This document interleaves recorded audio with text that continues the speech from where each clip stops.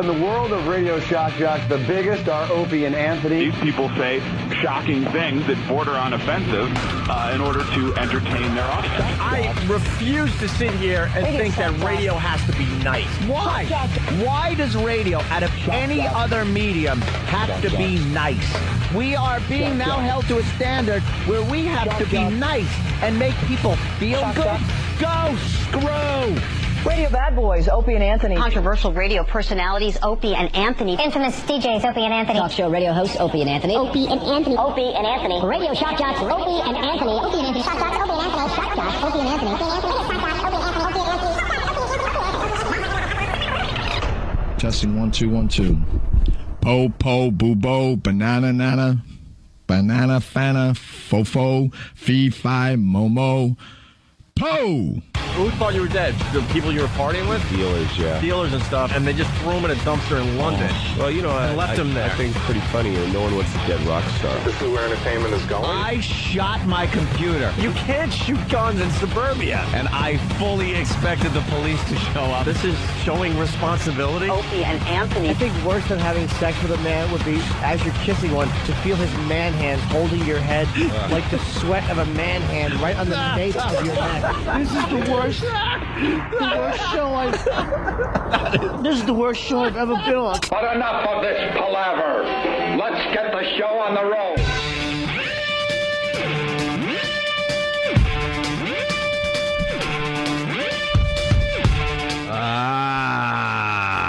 There we go. I guess the show's on the road. It certainly is. Not literally. Wow, we got a lot of people stopping by today. I'm looking at the list. Yeah. What are we doing? What are we doing? The Tonight Show? I was thinking that last night. I'm like, Jesus, how many people are coming on this show? Well, we're going to start with Jerry Springer. Then we're going to go talk to Mike Rowe from Dirty Jobs. Rowe, Dirty Jobs. Mike Rowe, Dirty Job. Dirty Jobs with that voice of his. Mike Rowe, Dirty Jobs. built Ford tough. Ford tough. He does that, too. But he has a hell of a sense of humor with that Dirty Jobs. I've been watching every episode, so I got plenty to talk about with that man. He's just it shouldn't be called Dirty Jobs anymore. It should be called We're Gonna Kill Mike Rowe. Yeah, it's pretty much what they're doing now. It's still a dirty job, but now they're getting so dangerous. They're putting him in dangerous situations. They're just gonna get to a point where they put him behind the stick in a cockpit and just the pilots parachute out. I have to land the plane. All right, I'll give it a try. Well, you know why? They ran out of dirty jobs. Yeah, so now they're just dangerous stuff. This show should have lasted 1, maybe 2 seasons. Yeah. I don't even know how many seasons are up to, but the only reason is because of Mike Rowe. Mike Rowe's his sense hysterical. of humor and his personality and that voice of his. Mike Rowe. Mike Rowe's hysterical, man. Then we move on to Steve Carell. Yes. He'll be stopping in and saying hi. Daily Show lackey makes good. Yeah, he was a lackey on The Daily Show. He was just a lackey on The Daily Show. He showed them, didn't he? I don't need you guys. Did. Now, I mean, I see the trailer for his new movie, and they're going, his performance is Oscar-worthy. Oh, really? It's like, wait a minute, this is the guy that was in front of a green screen. You know? Back to you, John. Yeah. That's pretty much it. He was the first guy doing the goofy interview on The Daily Show. Yeah. They're up to 10 or 12 guys now. Yeah. And then we get Chaz Palminteri. Yeah, he's great. Coming in to talk about A Bronx Tale, his one-man show that Jimmy and I saw the other night. It certainly is like The Tonight Show. So if we want to talk about other stuff, we better start talking now. We better start doing something because it's going to be nothing but guests from 7 o'clock on today. Isn't there someone else? Huh? Isn't there a phoner from someone, too? Steve Carell. Okay. When I said stopping by, I meant just stopping by. Yeah. The show, because for the people out there, that's all it is. For us, it's cool to see them face to face, but they're not here. But for the people from the show, yeah, for the people in their cars, it's just they're stopping by the show today, whether it's on a phone or in studio. Yeah, comprende? Si. Ay, caramba. Si. All right, and well, why don't we start with Joe Torre said, "Go F yourself, George Steinbrenner." I really have been keeping tabs on the story since the Yankees were knocked out. of the playoffs, and you mean since the Yankees did not show up for the playoffs? Well, whatever you want to call it. They didn't show up. Well, I think they were there. I remember watching them. And there was a team in Yankee pinstripes. No, their souls weren't out there. There were no souls. Their souls were stolen? Yeah, physically they might have been on that field. Okay. So you're saying they were almost like just zombies in Yankee uniforms Absolutely. playing? They looked like the players. All righty. Yeah, the one looked really good. He looked just like Derek Jeter. But that Derek Jeter didn't have a soul. Oh, okay. No soul. I didn't know that. I thought it was the Yankees. So you've been following this closely? I've been following this pretty closely, this whole Joe Torre situation. And every day it was, are they keeping Torre? Are they firing Torre? Oh, my God, Joe Torre is going to be out. And he looked so sad when he gave his speech. But I didn't hear one person say, you know what I think will happen? Joe Torre is going to tell them to go screw off. Not one. I didn't hear that at all. Because no one thought the Yankees would do what they did. They probably offered him less than he should have gotten just to say. They offered him $5 million for a year. Yeah, so $8 million if he made the World Series, and then a guaranteed another year. Managing if they won the pennant. So I don't really understand where he got screwed over this deal. Well, initially it's less than he's making per year. They offered him $5 million. I think he was making $7 million a year. So his base salary dropped. Yeah, his base salary, but with the bonus, it would have been $8 million. So he would have actually made more per year if he would have done what they wanted him to do. I was listening to the news station on the way in today, and they're talking to hardcore Yankee fans, and they're like, "Yeah, Joe should leave. He got dissed by George Steinbrenner." And they're talking to guys that are driving bread trucks and landscapers, and I'm thinking to myself, "How dissed?" I'm looking at the numbers, 5 million buckaroos. Well, I was listening. Is it diss? I was listening to 1010 Wins on the way in, and John Montone was talking to some Yankee fans. Can we get his report, possibly? John Montone. And he goes, so you're saying it was a $5 million diss? Yes. I don't like the Yankees. I don't like George Steinbrenner. But it seems like he put together a pretty interesting deal for Joe Torre. His base salary drops, but let's be honest, Joe Torre hasn't won anything in a really long time at this point. It gives incentive to win, and he'll make more money, and he'll continue. Right. If he would have won. It seemed like a pretty good deal, but I think it's not just the money. I think if he was offered that like the next day, maybe he would have accepted it. But it was that waiting and some of Steinbrenner's comments, like before the series was even done. He said, if they don't win this, Torre's out. That makes you look and say, hey, go screw yourself. They're not going to win with that stupid team. They're never going to win with a bunch of hired guns. Yeah. That's what he did in the 80s. It sucked then, and it sucks now. It's the problem is that they don't run the team right from way above Torre. Right. Well, now you got Cashman, who's a dope. And now the boss is, from all reports I'm getting, losing his mind. He's just like going into a senility. He's starting to look like Bill from that movie we love to discuss. Mickey Rooney playing the retard. Yeah. He really is starting to look like that. And now his sons come more out. pictures. His two sons come out. Who I'm sorry, probably grew up just spoiled brats. And I don't know what they know, what they don't know about the game, but it just looks like it's going to be kind of a hard time to be a Yankee fan for a few years. There you go. You know what I'm hoping? Get rid of that bum at Shea Stadium. And bring in Joe Torre. You think so? As a longtime Mets fan, I would welcome Joe Torre to the Mets. You want Joe to come to the new stadium over there? That Queens? Joe Torre makes it really, really hard to hate the Yankees. They even had, what's his name there, Francone, Red Sox dude there, talking really nicely about Joe Torre on the tube today. I've never heard anyone say a bad word about Joe Torre. And you know how the Red Sox, aside from in the context of the game and his managing, some people have problems with it. But I've never heard personally people go, "Oh God, what a bastard. But especially, Red Sox, Yankees, they're brawling every year now. That's the rivalry is just amazing. Yep. And there he is on TV just saying nothing but nice things about Joe Torre. I thought that shows what kind of a person Joe Torre is in the end. You got to give him the props for that. Absolutely. Yeah. But, I mean, to the New York papers, where does the actual paper begin? Could someone call me up and just tell me what page I have to go to get news? Because the Joe Torre stuff in one paper starts on page 1, and it's like, it's a special pullout, then it's 18 other pages. I don't know where the real paper is. There should be in the middle of this thing. There should be a special pullout on any newspaper unless the cover is war. It should just be 3 big letters, war. And then there should be a big pullout. Yeah.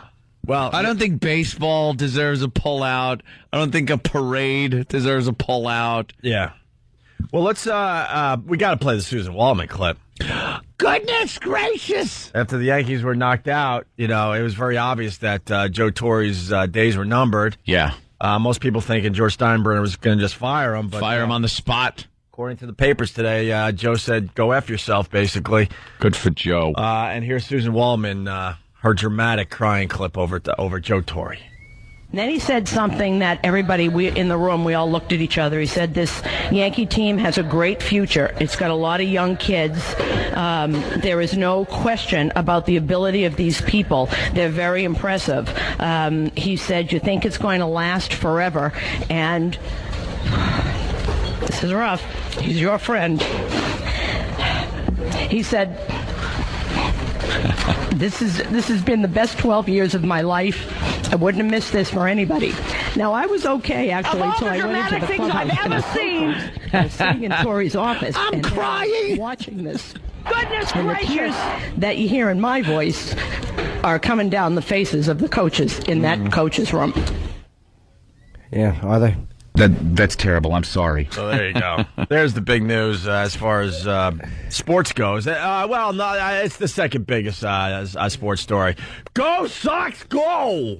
Well, yeah, they chalked up a win last night, and they're still in it. That's right. Still in it, and then they go back to Fenway. That's right. Big good morning to all the sleepy listeners in Boston listening on WBCN. It was another late night of watching baseball for everybody. Yeah, I couldn't be bothered. I once again tried, but the bottom of the third inning, it was already midnight, so I had to go to bed. Yeah, it's just ridiculous. Yeah, you can't stay up like that. So, but as soon as I woke up, first thing I did was I grabbed my BlackBerry. Your BlackBerry. And I did a little scrolling, and there it was. A win for the Sox. And really fast, next week, BCN is giving away passes to what? The Halloween party on our show. The big Halloween bash. Yeah. Next week during the 8 a.m. hour on WBCN, they're giving away chances to win tickets to their Halloween party. We're going to be there, of course, a week from today for the big Halloween bash. Yeah. All right, in other news, just trying to get a lot of things out of the way today because it's nothing but guests today. Guests this is. Well, Joey Bishop died. My God. Oh. The last remaining member of the Rat Pack, I think. Well, he was kind of a hanger-on, wasn't he? Let's really face it. Because who is really the Rat Pack? You're talking Frank is in charge. Yeah. And Dino. Yeah. Dino is the real ladies' man, along with Frank. And then you had Sammy Davis Jr. Right. And then it sort of drops off. Then you kind of got Joey Bishop and Peter Lawford. Was Joey Bishop like Spider? Yeah. Yeah, I would say Joey Bishop was like Spider. Like Frank probably just, get me a drink. What's the matter, you bumbling ass? You think? That's what I'm thinking. Yeah. Because my fiance, she's like, "Who's Joey Bishop?" And I really couldn't explain to her who Joey Bishop was. I'm like, he was like an entertainer. Like back in the day, they had entertainers. You could just be an entertainer. They were called entertainers. He would go on like talk shows, and no one knew what he did. I really don't know what Joey Bishop did. I think he sang a little, maybe he told a joke or two. Yeah. And then he would sit down with Johnny Carson, drink a martini. I don't know. And then he'd talk That's all I know about Joey Bishop. And then Johnny would say, "What are you doing?" He goes, "Well, I'll be opening at the Sands next week for a 2-week run. And then we're over at the, and then you just talk about where he is and what I don't know what he did. Right. I don't know what Joey Bishop did aside from, being a little hanger-on to the Rat Pack. So he died at 89. 89. All those guys just made it to ripe old ages, didn't they? There was a story about Joey Bishop, I think, that Voss told me. He was on stage one time, and Marilyn Monroe was brought in. He's in the middle of his set, and they bring a table in. Mm-hmm. There's a big hubbub, and they carry the table in the middle of his set and put it up front, and they walk Marilyn Monroe in front of the entire audience, and of course it's very distracting. Yeah. And when she sits down, he looked at her and said, "Hey, I thought I told you to wait in the truck." Oh, that was him? Yeah, I think so. I think that's a classic line. That's a good one. Yeah. That's a very famous story. If it's him. Now watch, somebody will call it. It was probably like... It was Jane Mansfield, and it was her head. I thought I told you to wait under the truck. All right, so some people will be talking about the death of Joey Bishop today, not us. He was 89, and he was part of the Rat Pack, and that's all we really know. Yeah. That he was an entertainer. And then in other news, there's nooses all over the place. Did we call this one? We call a lot of things. People really need to start listening to our radio show for real information. This is a very perceptive show. The freaking media is making hanging nooses a very popular activity. And guess what? This is the shocking thing. They're not doing it in a hateful way. It's not a hate crime. And you're looking at your radio right now going, what? What? They're not. There's a lot of dopey kids and people out there that know, wow, I hang a noose, going to get a little attention. They don't want to be arrested for it. But what they do is they're calling all their friends going, oh, my God, look at page 7. Page 7. That's us. Our noose made the news. We did it, dude. Exactly. Because it's the media, starts these trends, and they keep reporting on it like there's some crazy trend going on out there. No, you're starting the trend. Swastikas, too. They're being spray painted everywhere. And nooses are so huge right now, and it's because of the media. The hate level in America didn't all of a sudden drastically go up. Yeah. What went up was the coverage on this, and we're all a bunch of just lemmings. We're a bunch of dopes. And they're copycatting. Now they got the copycats that go out there because they see it gets news attention. Yeah. And the news loves making stories out of non-stories. Right. And this is what you get because of it. This Home Depot home to the latest racially motivated incident. A noose made from rope sold here discovered hanging from one of the shelves. There have been so many incidents like this recently. It's a kid. Now somebody that's still living with his mom and dad in their basement. He goes to work at Home Depot, maybe working the late shift, and he's like, watch this. It could even be somebody that's in there. It was rope at the Home Depot. So you see some rope, you wind it into a noose, and just leave it there on the shelf. Right. It has nothing to do with racism. They're talking about nooses. So you make one and throw it up on a shelf. And I want to make it perfectly clear. Some of these nooses, possibly a little hate behind. Oh, it depends on where they are. But in general, no hate behind this. It's more of a goofy thing that people are doing because they know it's the hot thing to do. Yep. I'm sorry. That's what it comes down to. Yeah. But you'll have Reverend Al. There's nooses being hung all over America. Yeah, but the hate level didn't just go up overnight. No. It's been there. Incidents like this recently, but the New York City Police Commissioner is calling it part of a copycat syndrome. Right, 3 nooses captured on a cell phone hung in the aisle of the hardware department inside this Passaic Home Depot. I looked up and I see a white and a black ropes hanging up there. Terrence Baker is a Home Depot vendor who was helping a custer. Yeah, I was surprised. I was very surprised because I ain't seen nothing like that since I left Alabama. Oh, come on. Get a hold of yourself, Terrence. Wait, what did he say? I haven't seen nothing like that since I left Alabama. Oh, come on. Old Alabama. That's a stretch. Today in Hempstead, the 3rd noose in 3 days was discovered. This one hanging on a chain-link fence. It looks like the copycat syndrome is in full bloom. Back out live, this Home Depot, we're told by the NAACP, did not report this incident to police, and police later confirmed that.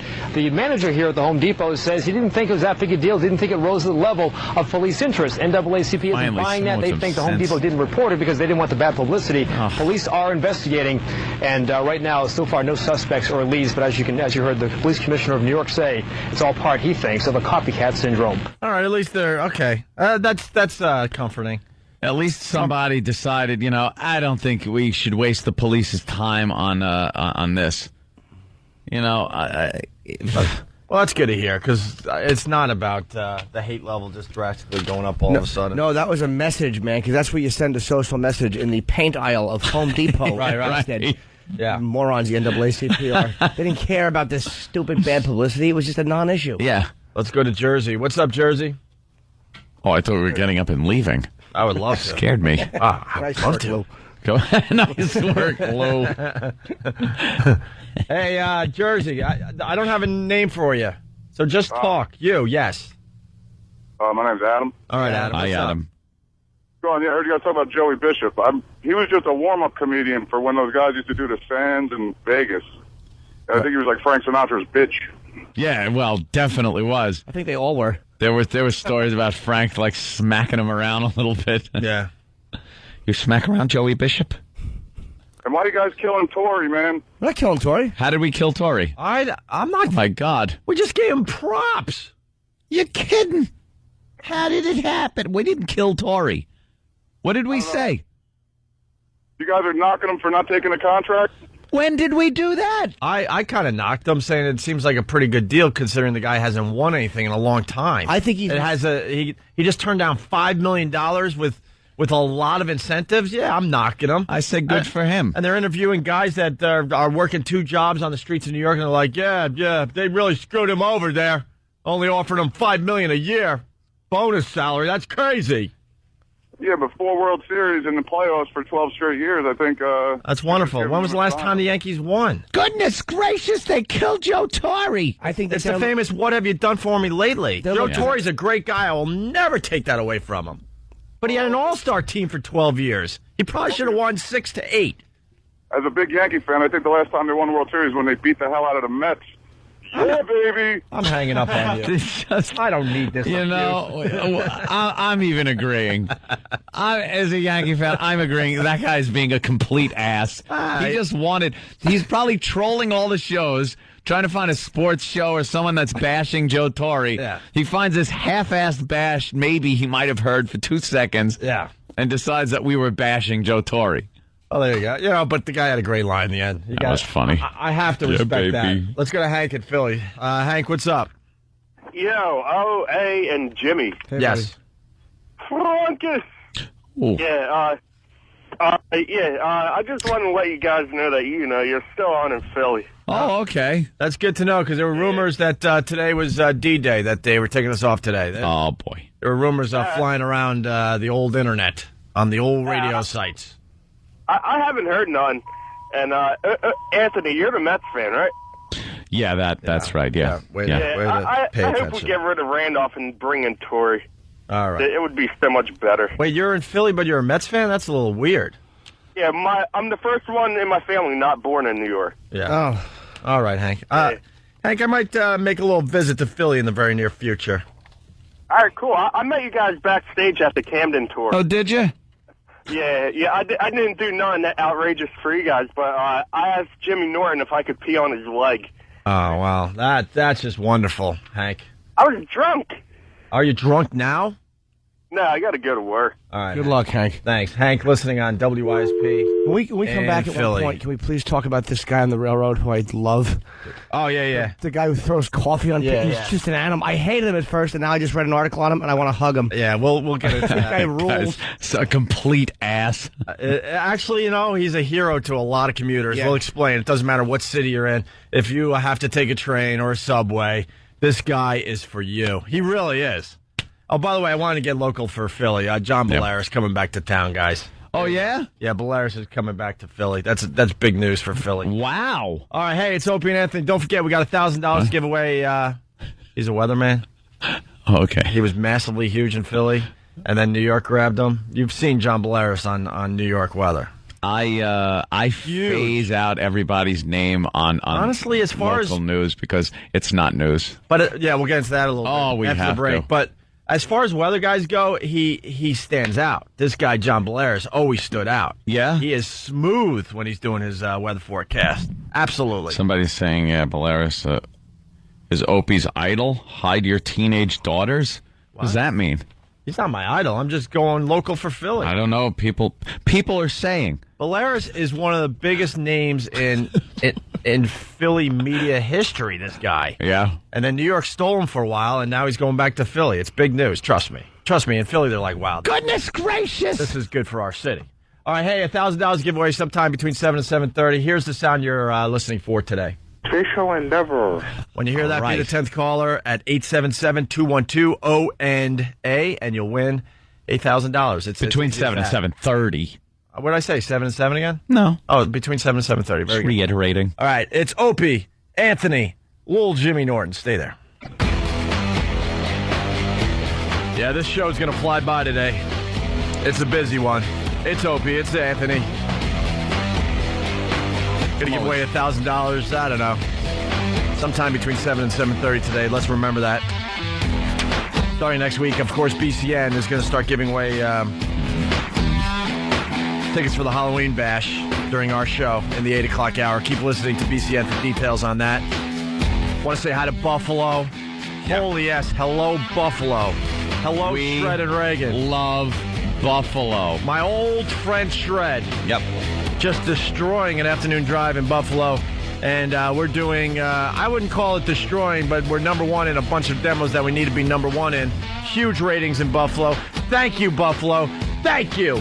Absolutely. And Jim Norton was on in Buffalo yesterday on Shred and Reagan. How did that go? Shred and Reagan. It was great. I mean, those guys always do a really good interview, and they were saying nice things about this show. And then they made fun of me for my awful plug yesterday, and they were right. Yeah. You guys were talking about the show. You mentioned Shred and Reagan, and I just kind of like shamefully mumbled like, I'm going to be on with her. I never. I was so afraid of saying that until going, we're not talking about you. We're talking about Shred and Reagan, not you. But it was great. Those guys were helping me out. And, we're just doing great in Buffalo. Yeah. They got a young PD, this guy Jim. And he just, I try to tell the other affiliates, and we had an article recently. When you take the Opie and Anthony show, this is a really, really good radio show. But if you're an affiliate and you're taking the morning show, you can't just turn the switch on and go, I don't have to worry about mornings. You got to work it. You got to make it sound like it's part of the city that your station is in. Yeah. And this guy, Jim, he's young, he's aggressive, he knows how to work the show and make it sound like we're broadcasting right there in Buffalo. He's a go-getter. And then there's other stations we're on, they just flip the switch and go, that's all I have to do. And they're not getting the same results as Buffalo. You got to work it a little bit. Yeah, it's not just like, pipe it in. Right. I mean, we'll do most of the work. Trust me. But you got to do some stuff too. You got to come up with some clever promos. You got to come up with some clever contesting. You got to send us info from your city so we could bring that to everybody and make it interesting for the whole country. Yep. The PDs that just turn the switch on, they're just dummies. They really are dummies. Yeah. We haven't been to Buffalo End of today's in years. rant. I know. Well, we were supposed to be this summer. I was pushing hard for the virus tour to hit Buffalo. I just know it's a hotbed for Opie and Anthony activity. It really is, though. And then you got, we do pretty well in Rochester, and then, because of the XM, we got a lot of Canadian listeners. It would have been a perfect place. Then you got the people from Cleveland that could come up and check out the show. Pittsburgh. Some of the hardcore people from Cleveland and Pittsburgh would have went to Buffalo. It was a guarantee to sell a lot of tickets, but we're not going to get it right every time, I guess, right? Yeah. Anthony had a great observation. We're preparing for the show. We're watching the local news here, and you know how we think of the local news at this point. It's just awful. You really, it is awful. Local news, and I'm not just talking about New York. We've been to a lot of cities. We went on our nice little comedy tour over the summer and spent some time in a lot of other cities. And I sit and watch the local news in the hotel room a lot of time. And I want to jump in really fast because I knew you were going to say that, obviously. And when you're watching the local news from these hotels, you don't know what city you're in. Yep. You really don't. Absolutely. Unless they mention, like, the sports team. You're like, oh, the Lions. Okay, we're in Detroit. All right. I know where we are now. Because if you just watch the local news, it is exactly the same wherever you go. They've lost, like, every bit of credibility and the ability to get real hard-hitting news. I don't think there's any real reporters that work for local news anymore. It's either CNN or Fox News. But the local news is just, there's nothing going on. Today, here's an example. We watch the CW11 News. Also known as Jill TV. Jill TV. And we'll be honest, we watch it just because of Jill Nicolini. And we try to figure out how, not figure out. We want to see how her boobs are going to look today. What her boobs are going to be like, what costumes she's wearing. Whatever. And it's also Dance Friday on Jill TV today. Oh, boy. Used to be called The News. Now it's Jill TV because now there's a whole segment where she just dances with, interns and stuff. I can't bring myself to call it The News. That's why we call it Jill TV. It's not The News. Right. Now they got a guy, look at him. He's breakdancing. Well, what's his name? Hey, how many of our boys died this week in Iraq? Exactly. Now, this is on the heels of over 100 people being killed in Karachi, Pakistan, for a car bombing. Which is normally a fun place. Oh, yeah. Normally just a blast. Oh, no pun intended. I really didn't mean that pun, or I would crash myself. But here's what the CW11 decided to report on. First, we got to our traffic and weather, very important, with just screw up after screw up on the graphics. That's one thing I love about Jill TV also. They can never seem to get the graphics right with what the person is talking about. And there's the big World's Fair globe. Oh, there it was. It's off now, and we're on a street. And how about I can't improvise. So I don't know what's up. Oh, God. Give me another pretty picture to look at, please. I don't know what's going on. And then student gets TMI, too much information, from sex ed brochure handed out at school. That was the story. What was that about? I guess a sexual education brochure is handed out in school. And what's the too much information part? It was talking about how lesbian women can use certain things to better protect themselves. We've talked about that. Usually it's a piece of latex or something. Yeah. But it was a brochure that was given to students, and parents were a little outraged. Outrage is the big thing on fake news. Reverend gets his guitar stolen that New York firefighters gave him. It's a story.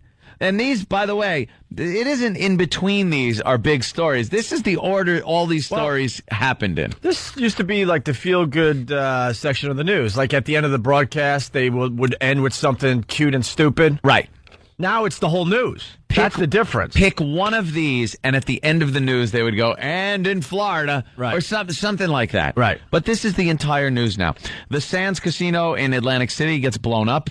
And that was a minute and a half of just them blowing up the building. What was funny, and we were laughing our asses off. Oh, yeah. Because these 9/11 conspiracy theorists, people, that say it was a controlled explosion that took down Building 7, or even the towers, they say, was a controlled demolition set up by the government. Every time you see one of these casinos or buildings being taken down, they give you a little insight on what it takes to demolish one of these buildings. And all they showed was a completely stripped out interior of a building, and guys with jackhammers that are about 5 feet long and making holes in cement pillars. Yeah, just massive drills going through concrete, loud as all could be, and just everything vibrating. Drills. And that's what would have had to happen while people were going to work. People are working, and no one's going to notice this. No one's noticing hundreds of men tearing apart concrete pillars and loading explosives into them. You idiots. So it's just something that when Ant and I see it, we laugh our asses off because we're like, this is what they believe happened down there at Ground Zero. Yeah. And if you just see one of these buildings, going down and what it takes to prepare the building. To do it, to prep it. You would realize how insane these conspiracy theory people. It takes months. Yeah. Months to prepare these buildings, but you'll never convince them. So that was pretty much, it was interesting, but it's not, it was a big fanfare thing with fireworks and everything. Joey Bishop dies. Right. That was part of the news. Also known as Frank Sinatra's intern. The guy that got intern, Frank his coffee. Go get his coffee.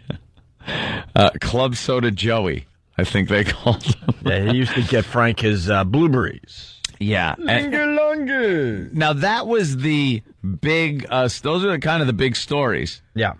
And those sucked. Right. Now they're completely running out of things. So, man in Florida robs pharmacy with scissors. Yeah. That was a big story. Family in Florida steals a puppy from a pet shop.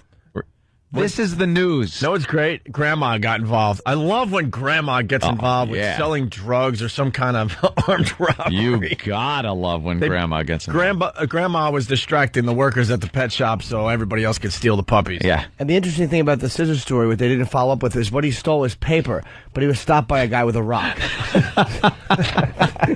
I didn't know that. I need a little getting cute. Students can't wear a Save Second Base breast cancer T-shirt in their Kansas high school.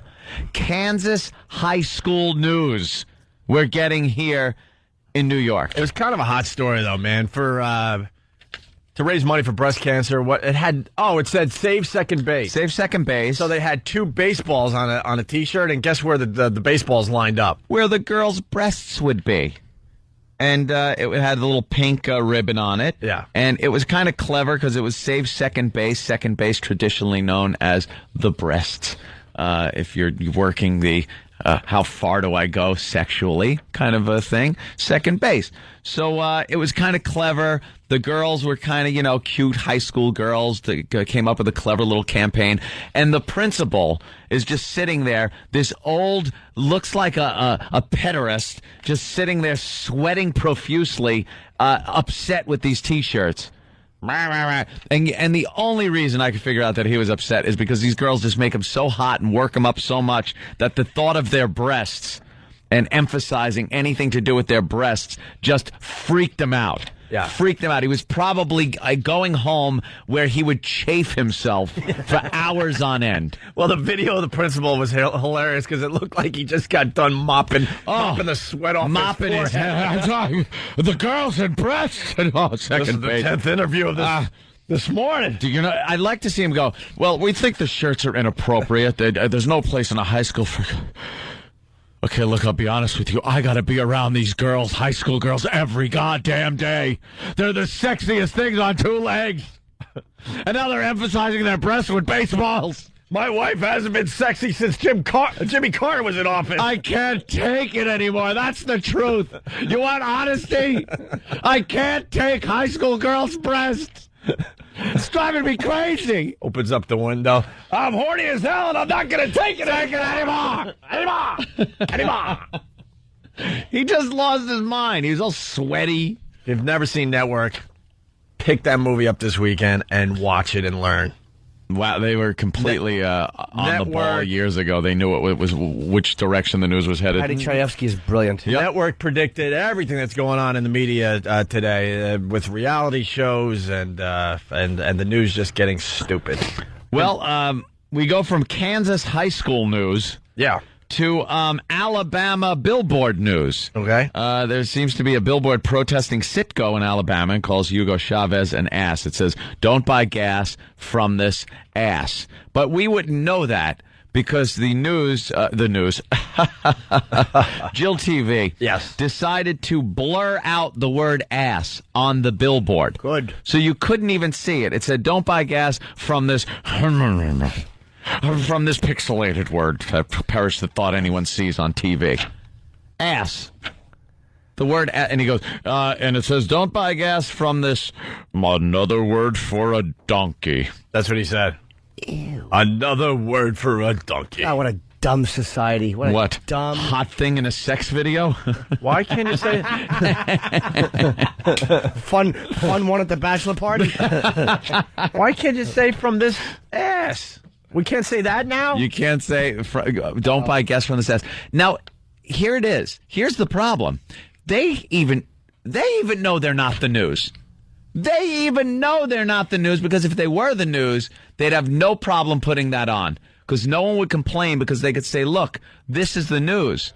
We present the news and then someone starts laughing and goes, you're right, son of a bitch. It's just a fun entertainment show. Couldn't put ass. Now we're hitting some real hard-hitting news here. A cow roams a neighborhood in Miami. Well, it's Miami. How many cows now are in Miami? We get Miami cow news. And she goes, the police had a hard time moving this along like she did Cow joke. I think maybe Mancow's mad at a radio host in Miami. We're doing it like they do whenever there's an animal story. And a moving story out of Miami where the police had to round up a cow that seemed to get on the road. Was it fast or did they milk it? Oh, gosh. The teleprompter's down. Oh, Jesus. If it's not this one thing or another. And then finally they go back to traffic and weather. Then back to traffic and weather. They come full circle. That was only 10 minutes of Jill TV this morning. 10 minutes of the news, and it was the supposed to be news. The supposed to be. And that was it. There you go. All right. Train terrorist. We got to get to this guy. I got the original story that we kind of went over really quickly on our show, but now this guy is just becoming just a hero to everybody. Yeah, people are digging him now because the people on the subway think he's a real pain in the... Well, the people that... another word for a donkey. Yeah, The people that have to ride the train with him, his particular train, hate his guts. Yes. Yeah. But I think he's doing a pretty good service for everybody. I love him. Because who knows, there might be one of these guys on your train.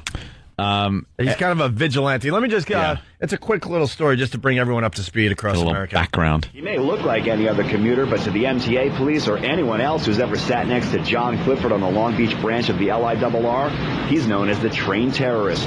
We are afraid of him. We're completely afraid of him. Clifford admits to punching a woman in the side of the face and even dumping a cup of coffee over another woman's head. That she deserved. Clifford says the punch was self-defense, the coffee retaliation after his pants were ruined from Hot Joe intentionally spilled in his lap. Spilled my the former New York coffee. City cop says he just can't stand it when people are rude on the train, especially loud people on cell phones. He's right. I mean, look, the bottom line is this. I hated this guy. I'm like, what a douche. Like, he's just an old man that you want to kill, but he's a 6'4" ex-cop. Yeah. So he's a big guy, and he probably would confront other men. He's obviously was a cop for all those years. He's not afraid to confront other men. He's just a big animal. I think he's a bully, though, being a little intimidating on the train. And well, they're also saying that he might be a little, kooky. Little cuckoo. Dude, I've been on the train before, and it's just, there's something about it when people are on phones or being loud. I get my jaws tight. You know what it is? Their sociopathic inability to see how goddamn irritating they are. Yeah. It's like, you think I don't want to yap on the phone, but I realize, there's people around. There's also a way to talk on a cell phone that's quiet. I don't understand how you see people sometimes, and I'll do that. You cup your hand over there. That's how I do. You make your call quick. It's only a call. You're not going to call from the train and go, hey, I'm on a train. How you doing? But people do that. But people, when I'm on a phone and the person on the other line will go, well, what's wrong? And I'll go, I'm on the train. I can't talk. And then I feel like this is too loud. I'll call you when I get to Penn Station. All right, all right, bye.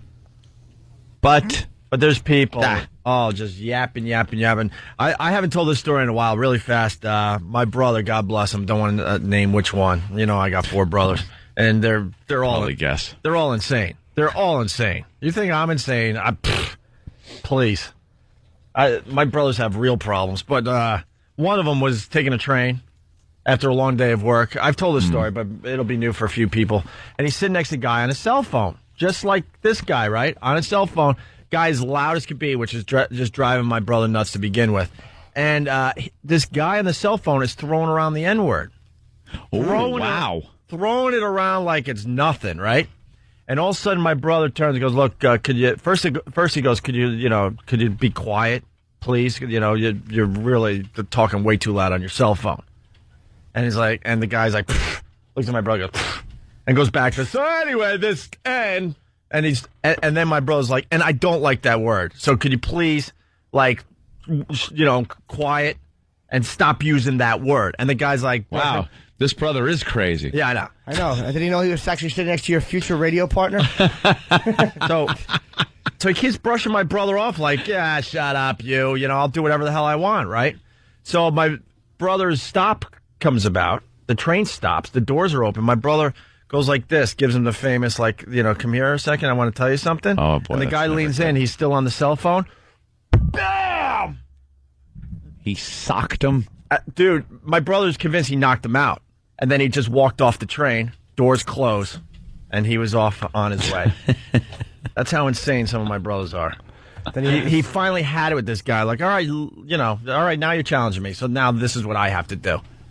And the guy walked right into the punch. Right into it. He's like, come here. I want to tell you something. Never fall for that. And the guy's still on his cell phone, and he clocked him good. And then walked off the train, doors closed, so long. You do want to hit them when they're just, and this on planes, the second the plane lands, you got we just landed. Yeah, I'm going to be, I should be to the hotel, but shut up.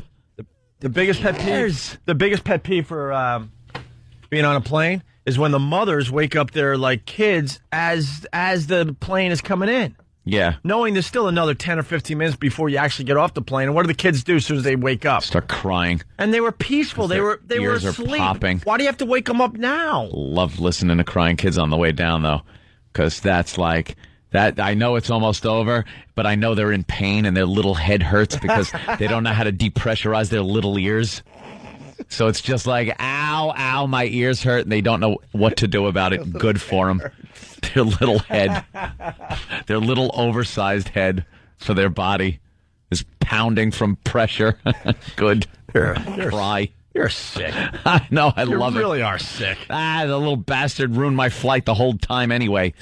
Crying at the beginning, asking stupid questions. Are we in the air yet? Look out the window, you little dummy. There's people walking around, putting bags in the plane. No, we're not off the ground yet. You expect a little kid to be an adult. Kids are stupid. Yeah. They're stupid. But a lot of us like them. Oh. A lot of us like the kids. But I like kids. They have to go through the whole process of growing up to be as brilliant and as considerate as you, Anthony. I like kids. I think they're adorable, but they're dummies. They're just stupid. That's their job, to be dummies until they learn enough. They have no consideration. And then they can be just like you. They're rude. Perfect in every way. Exactly. Thank you. I agree. Anthony is a good traveler.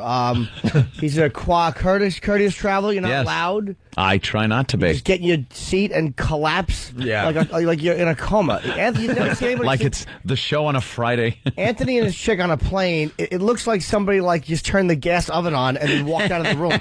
I've never seen two people just collapse. It's like they had walked from home with their luggage and they have to sleep. That's what two Bloody Marys and a Xanax will do to you on a plane. Flunk.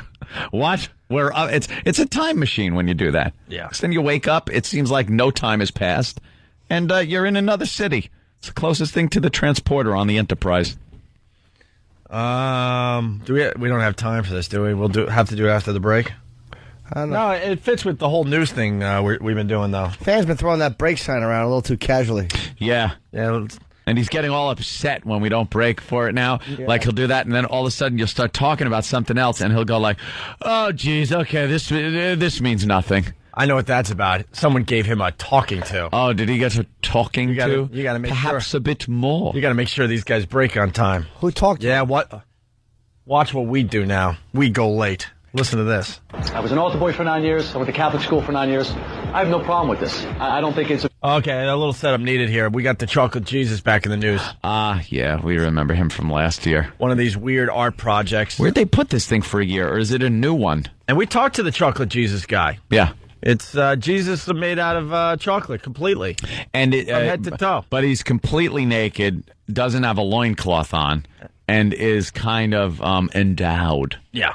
Wow. And they made him out of chocolate. So Donahue we had on the phone arguing. Bill Donahue, Catholic. Yes. And he finally found a place to display his chocolate Jesus. So the news is talking about it, and listen what this dope said. I was an altar boy for 9 years. I went to Catholic school for 9 years. I have no problem with this. I don't think it's a big deal. Jody, I agree with you. You don't want to see it, then don't go see it. Right. Perfect. And this is a limited engagement, invitation only. By the way, the invitations are going to have a scratch and sniff of what appears to be the Virgin Mary on certain areas of the body. Get out. So, all right, I gotta go. Yeah, thank you for that. Let's see what you think now. A chocolate Jesus, cool or uncool? Wait, what was that? Cool or uncool? It's a joke, right? The guy said the invitations, right? It has to be. I don't know, though. How can you tell anymore? He was just trying to get that guy riled up. And then they're saying chocolate Jesus, cool or uncool? Cool or uncool. I give it 2 thumbs up. Hey, cool.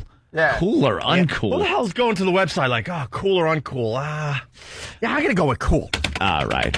Jill TV now has a fashion show. Sequins panty, and of course a thigh high. A hottie Halloween costume fashion show with a hot-o-meter in the corner. Yeah. And they're giving all the girls a lot of hotness. Hot-o-meter. Who is the slob that is doing this, though? And you can find these wicked Halloween looks at Fredericks of Hollywood stores. They're Right with Frederick. All right, a little pornography in the news. What the hell? They won't say ass, but they're plugging Fredericks. Yeah. Which is fine. Fredericks is okay, but enough. Like it. Hey, we got Mike Rowe in the green room. He's joining the program next from Dirty Jobs. Jerry Springer is also here. I guess we're going to have to bring them both in at the same time. What? I'll be here in a minute. What? Be here in a minute. What? Talking to the mic. Opie can't hear you. I heard you. He knows I heard him. Mitzvah, spooky, scary. Horse becoming men becoming wolves. Spooky, scary. One of my favorite things to do now from 30 Rock, our pal Tracy Morgan. It's Opie and Anthony. Stay there. You're checking out the Opie and Anthony show. It's a busy one.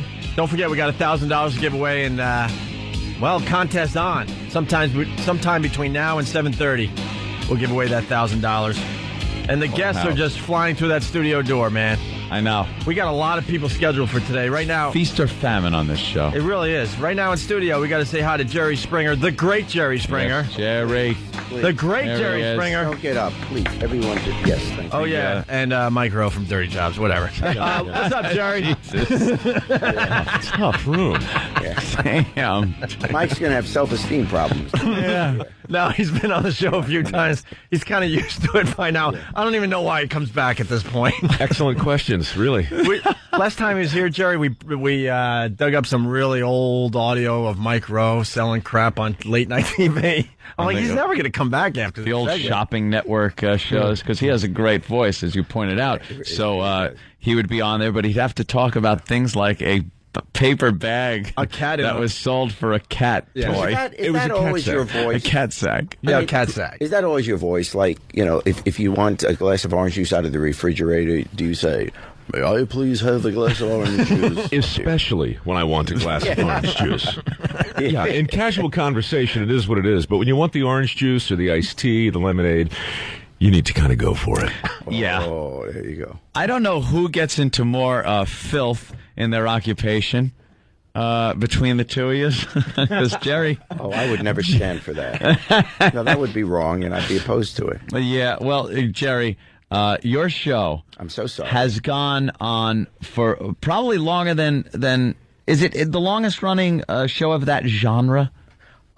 No, it's 17 years now. But, 17 years. Phil Donahue was 29 years, and Oprah started a few years before me. So I think it's Yeah, but Phil kind of never took it to the extreme that you do. I think there wasn't. I take it to the extreme, do a bit. Yeah, and I don't think there was as much competition as there is nowadays as far as TV goes, and then other media. I think there was a time when it was very competitive, but we're in a niche now, so I don't think anyone really is as stupid as we are, Yeah. So. Well, that's just it. You really can't tune in another one of these talk shows. They've kind of all tried to bring it a little more highbrow. But I like how you stick to your guns. I want white trash. I want impoverished black people that don't know who their parents or kids are or anything, just to come out and duke it out on stage. Yeah, but also he's got the guy that's missing his lower body. What is that about? Oh, Kenny, he's a great guy. He really is. He better be. He better have a personality. He was on our. Yeah, he does. He was on our show years ago, right? Yeah, several years ago, and we had him back once. And he's this great guy, and he has a job now. And he's on every day, and I never comment about the disability or whatever. He's just a guy. And it's interesting because the audience, when they first see Kenny come across the stage, there's a gasp, kind of like, wow, I haven't seen that before. And it's a little, uncomfortable. You don't want to be staring or whatever. But honestly, within 5-10 minutes, he's walking around he's like he's everybody else, and that's kind of cool. I kind of like that. And that's why you have him on TV, because he's just like you and I. Well, he's just, who are you kidding, he Jerry? is just like you. He is just like But you. he's there because he's a fine visual for us at home. Taller. I'll give you taller. Who do you think you're talking to? Yeah. Some silly morning zoo in Iowa? Yeah. We got to call you out on that. This is a gentleman with conspicuously shy in the leg department. No. The show is about things that are really different and outrageous. That's absolutely true. It is. Right. But you're not going to watch once you've seen it. You're not going to keep tuning in every day to see him again because you see. So in the extent that does it really? After a while, you just get used to him being there. Oh, absolutely. Okay. Yeah. What is he missing? Everything below. Yeah, what is he missing? Actually, everything below his belly button. I assume I never.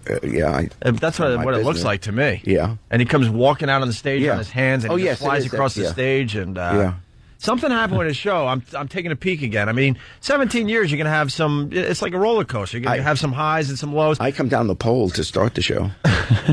I was going to come down to Czechoslovakian, but I said no. So I slide down the pole. Yeah. To start the show now because we have a new set. That's exciting. Except I'm 63. I should not be sliding. No, but you shouldn't. But you're back up on a high. I know I'm taking a peak more often than I have in recent years, and I don't know why. There's just something different about the show. You brought the fighting back. You're lonely.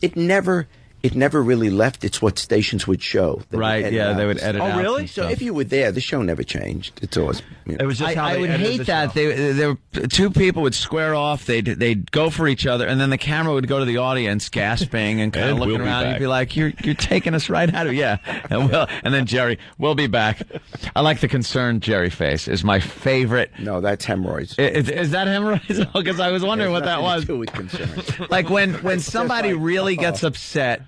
And somebody's yelling at them, Jerry will stand there and kind of look like, yeah, I'm kind of concerned about that person, and I don't really buy it. No, the look is. Are they really going to run off the stage after me? Oh, okay. Are you always thinking maybe you'll be a victim of? That's all I think about. That's all you think about some of these people? You some can't see it right now, but I'm wearing a very expensive suit. Yes. And I think that, if that gets... I got to return it after the show. Must up. It's going to be a problem. The food fights are the worst because that food goes flying into the audience. Can you imagine? Because it's in Chicago and it tends to be a little bit of a tourist attraction. In other words, if you're going for a few days to Chicago, and particularly if you have college age kids or whatever, you'll probably say, "Hey, let's go see Jerry." Yeah, that's what happens. So people come to the show. Not all really necessarily. This is all they ever wanted to do in life, but it's a thing to do. And then, afterwards they're going to go into different places in Chicago. But a food fight breaks out on the stage, and the food's flying. And they, here's someone wearing their suit because later in the afternoon they're going out to some whatever meeting, and they've got. Oh, it's awful. I don't know why I'm laughing. You got to think of course you got to think they're expecting something to happen while they're in that audience, though. What I love about Jerry Springer, you see these horrific things, and then he ends the show with that final thought. Well, you got to have the final thought. It wraps it all up. It puts it in a context that doesn't make it like an exploitation program. What was it? Yeah. There was one time you said what's the line? You listen to this. I'm ashamed of you. No, what was the line where you basically said the purpose of the show today? Well, let's be honest, there was no purpose. Yeah. There was one where he just flat out admitted, look, there was no purpose to this. Yeah, all right. Yeah, you got me. He finally admitted it because usually, like Ann said, he tries to wrap it up into some kind of lesson or something. But you can't every day go on and say, look, I have expenses. I need the money. I just, this is my job, people. So if you're not allowed to say that, then what's the next best thing? And I try to think of it's fun. The audience members really seem to get into wanting to kick ass up on stage also. That is more of in recent years development. It used to not be the case. Yeah, now I mean they're lunging toward the stage to rip apart somebody. There are people that actually work out 2 weeks before they're coming to the show, so they know they'll be in shape. You lost your security guy is doing his own. Was Wilco? Steve. Yes, Steve has his own show now. Do you like his show? And yes. I mean, I'm one of the producers. In other words, I have some interest in the show beyond just that he's a friend. So, yeah, I really wish that success. That's kind of scary, though. We're spawning other shows. Yeah. Oh, that's wrong. That's wrong at a lot of levels. A spin-off. Oh, yeah. gosh. The pitch we must are be starting, fabulous, this is, right? In the Springer style. This is God's truth. We're starting to get the kids of some of the original guests. Oh, really? So they procreated. They did. Oh, my God. Yes. See? The next generation. I can't even. Then the next generation. There should be a little surgical room where they can be sterilized before they leave the Springer stage. Yeah. Because these people should not be procreating. You have to put on athletic supporter with radiation in it. Just wear this for an hour and go. But that would be great. We ought to have a tremendous reunion show. Bring together the kids with their... Oh, that could be fun. Yeah. And show both shows, You have a split screen. You see when their parents were on, and now you see when they're on. Now, Jerry, you've seen pretty much everything. Was there one moment where you were shocked? What was, like, the most shocking moment for you where you were like, wow, I can't believe I'm seeing this or hearing this? The honest answer is I'm not sure anything is really shocking anymore. But even if you're nothing to do with the show, if you're a grown up, honestly, you may be surprised if something happens to someone you know. Mm-hmm. But there's nothing that's going to happen when you say, "Gee, I didn't know that could happen." So yeah, you're right. I'd be disingenuous to say that. But the story that I didn't get was years ago. This fellow was being stalked by a gay guy, and he cut off his own male organ. Mm-hmm. Thinking that the gay guy would lose interest in him then. So he took garden shears and just cut it off. And he came on the show. And it wasn't made up at all. They saw backstage, plus also the police report, the hospital report. He cut it off so that the gay guy would stop. Wow. Why wouldn't you just change your number? Why wouldn't you? Yeah, it's easier ways. It's a big move. Yeah. That's actually easier than changing a number. Have you dealt with the phone company? And he was, yeah. Well, I hadn't Isn't that your next dirty job that you're doing? Next is the last one. The guy who has to clean the garden shears. Yes. You can change your number, or for $19.95. Call now. One snip and that's it. Wow, that's a bit brutal. The fights, there seems to be an abundance of what seem to be obese people going out with very skinny people. That love to punch each other. That seems to be. You think that's the trend? A big trend. Yeah. And or maybe attractive lost girls that are going out with guys that when they come on stage, people just lose their mind at how heinous this guy is. Yeah. And how he treats her like garbage. And these people call the show and want to be on. Do you search them out? Called. Just fess up. Well, we're all friends here. Let's just because there was the time in the tree fort. How'd that squirrel get in here? Well, the show's always the same, but you'd never have like a week where you go, wow, we're kind of short on calls about this, that, or the other. Constant parade of people that want to expose their thousands of calls, their dirty laundry. Yeah. I mean, we never have meetings where we sit around and say, what subject should we do next? It's just, we have these battery of phones there where people have to sift through which are the true stories, which aren't, or which are not outrageous enough. Because the truth is, even from corporate, we're only allowed to do outrageous. In other words, seriously, if you called up with a nice, warm, uplifting story, we have to send you to another show. Yes. We're not allowed to run it. So it's not like, oh, gee, how come you picked the outrageous one today? That's all we're allowed to do. I love the niche thing where they ask for the phone calls, and it's like, if you're a lesbian daughter of a woman that's married to the man that you fell in love with after he had a sex change operation to become a woman, give us a call at Jerry. Like, wow, isn't that a little niche? Yeah. But I'll tell you, right after that, sitting there like, I think the phone's lighting up. Oh, really? Crazy. I'm thinking, wow, maybe 3 people will call for this one. Yeah. Maybe. The phones just light up. Yeah, and we can. You can pick what state they're going to come from.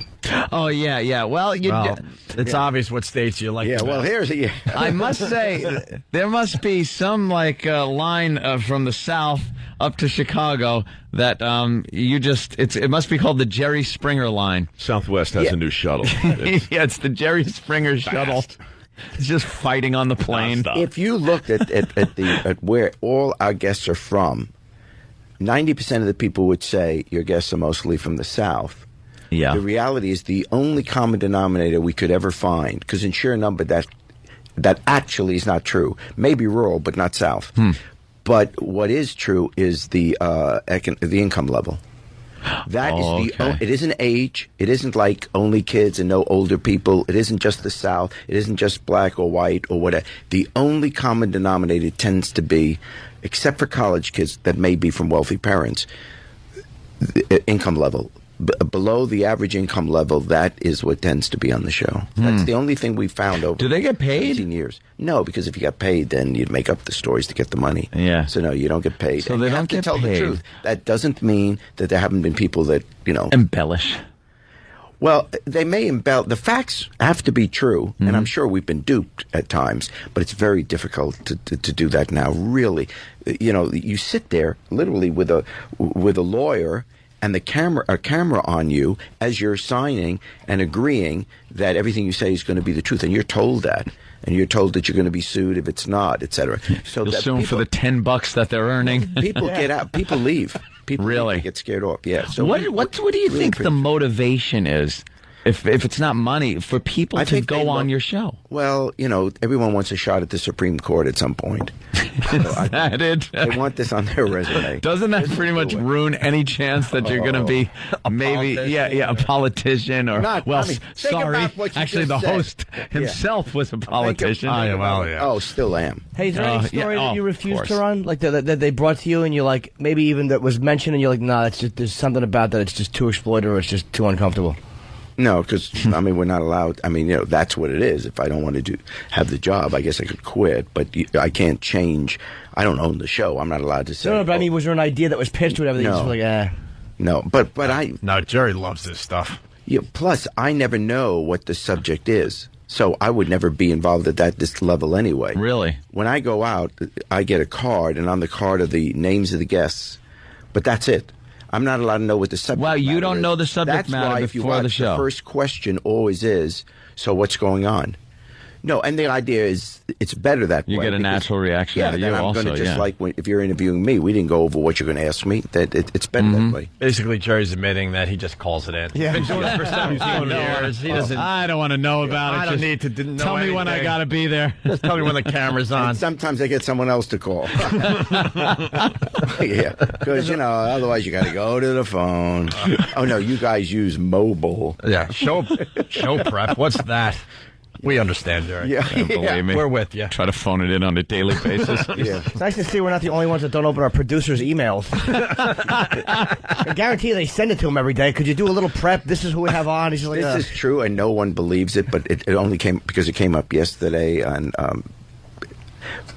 in a discussion. I don't have email, and I've had so many people look at me now that apparently I figured most people did, but I'm meeting no one that doesn't have email. I really don't. You don't have an email address. I do not have email.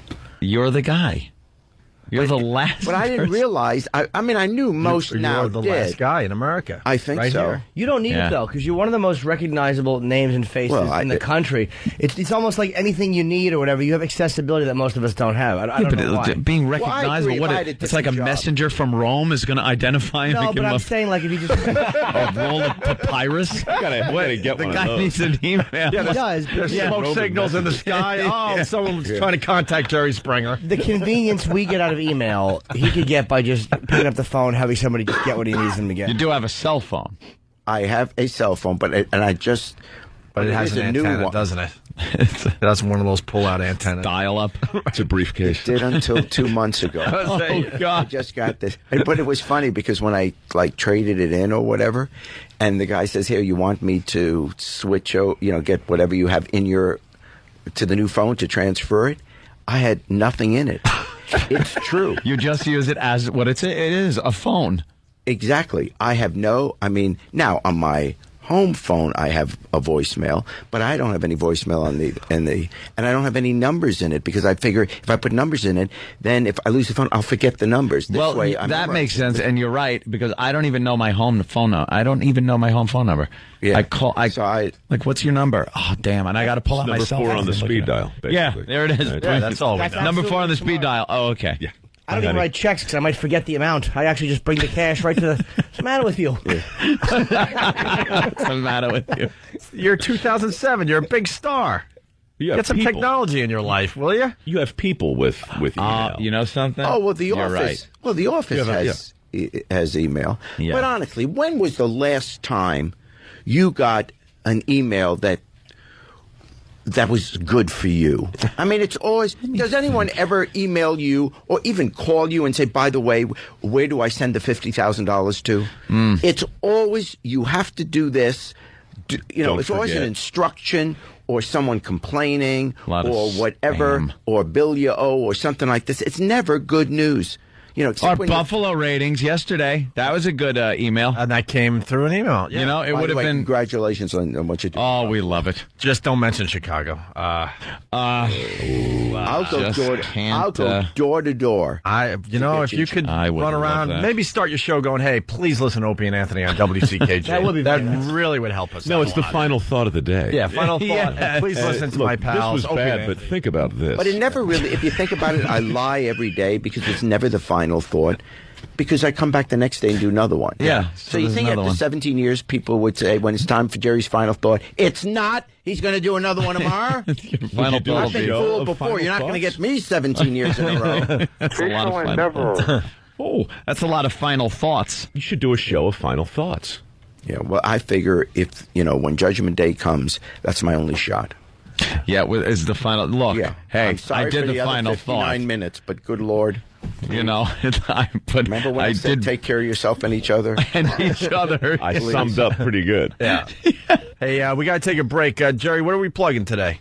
The show. Just the show in general? Well, I don't know. Are you doing another dancing show? What do they got you doing on the side? No, I guess the show's 17 years, but I'm doing America's Got Talent again. I'm going to do that. Oh, that's a good show. Yeah, and then I do a show in England, and so you're very, very busy. Yeah, it's not busy. I'm just lucky. You were on Dancing with the Stars. Were you on when Heather Mills was on?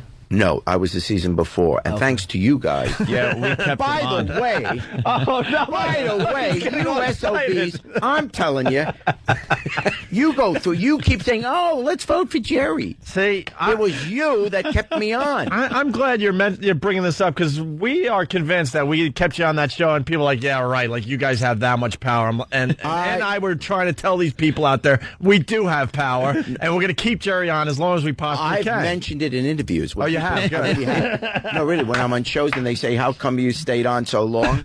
And I always say two things. One is I think people were just cheering because at the end I was vertical. And the other was that shows like Opie and Anthony kept saying, keep Jerry on. Look at that sucker. Your legs were like, would you have like horrible. Your kneecaps were given out on you? Yeah, it was that. Plus... Remember Jerry would call us and you sweat. Remember Jerry would call us in and just be like begging us, stop already. It was fun the first couple of times, but stop. You should thank the O&A Pest. They're listening right now. You just gave them a lot of power. See, this proves to them that what they do for us does work. This pestering. We have a whole network of pests. And they were the ones that were calling crazy. They're pests. Like crazy to keep you on that show. Yeah, if we want them to call and just disturb somebody, they'll do it. They'll look into their past. They'll look up addresses. You have an army of pests. It is real, and they are the worst.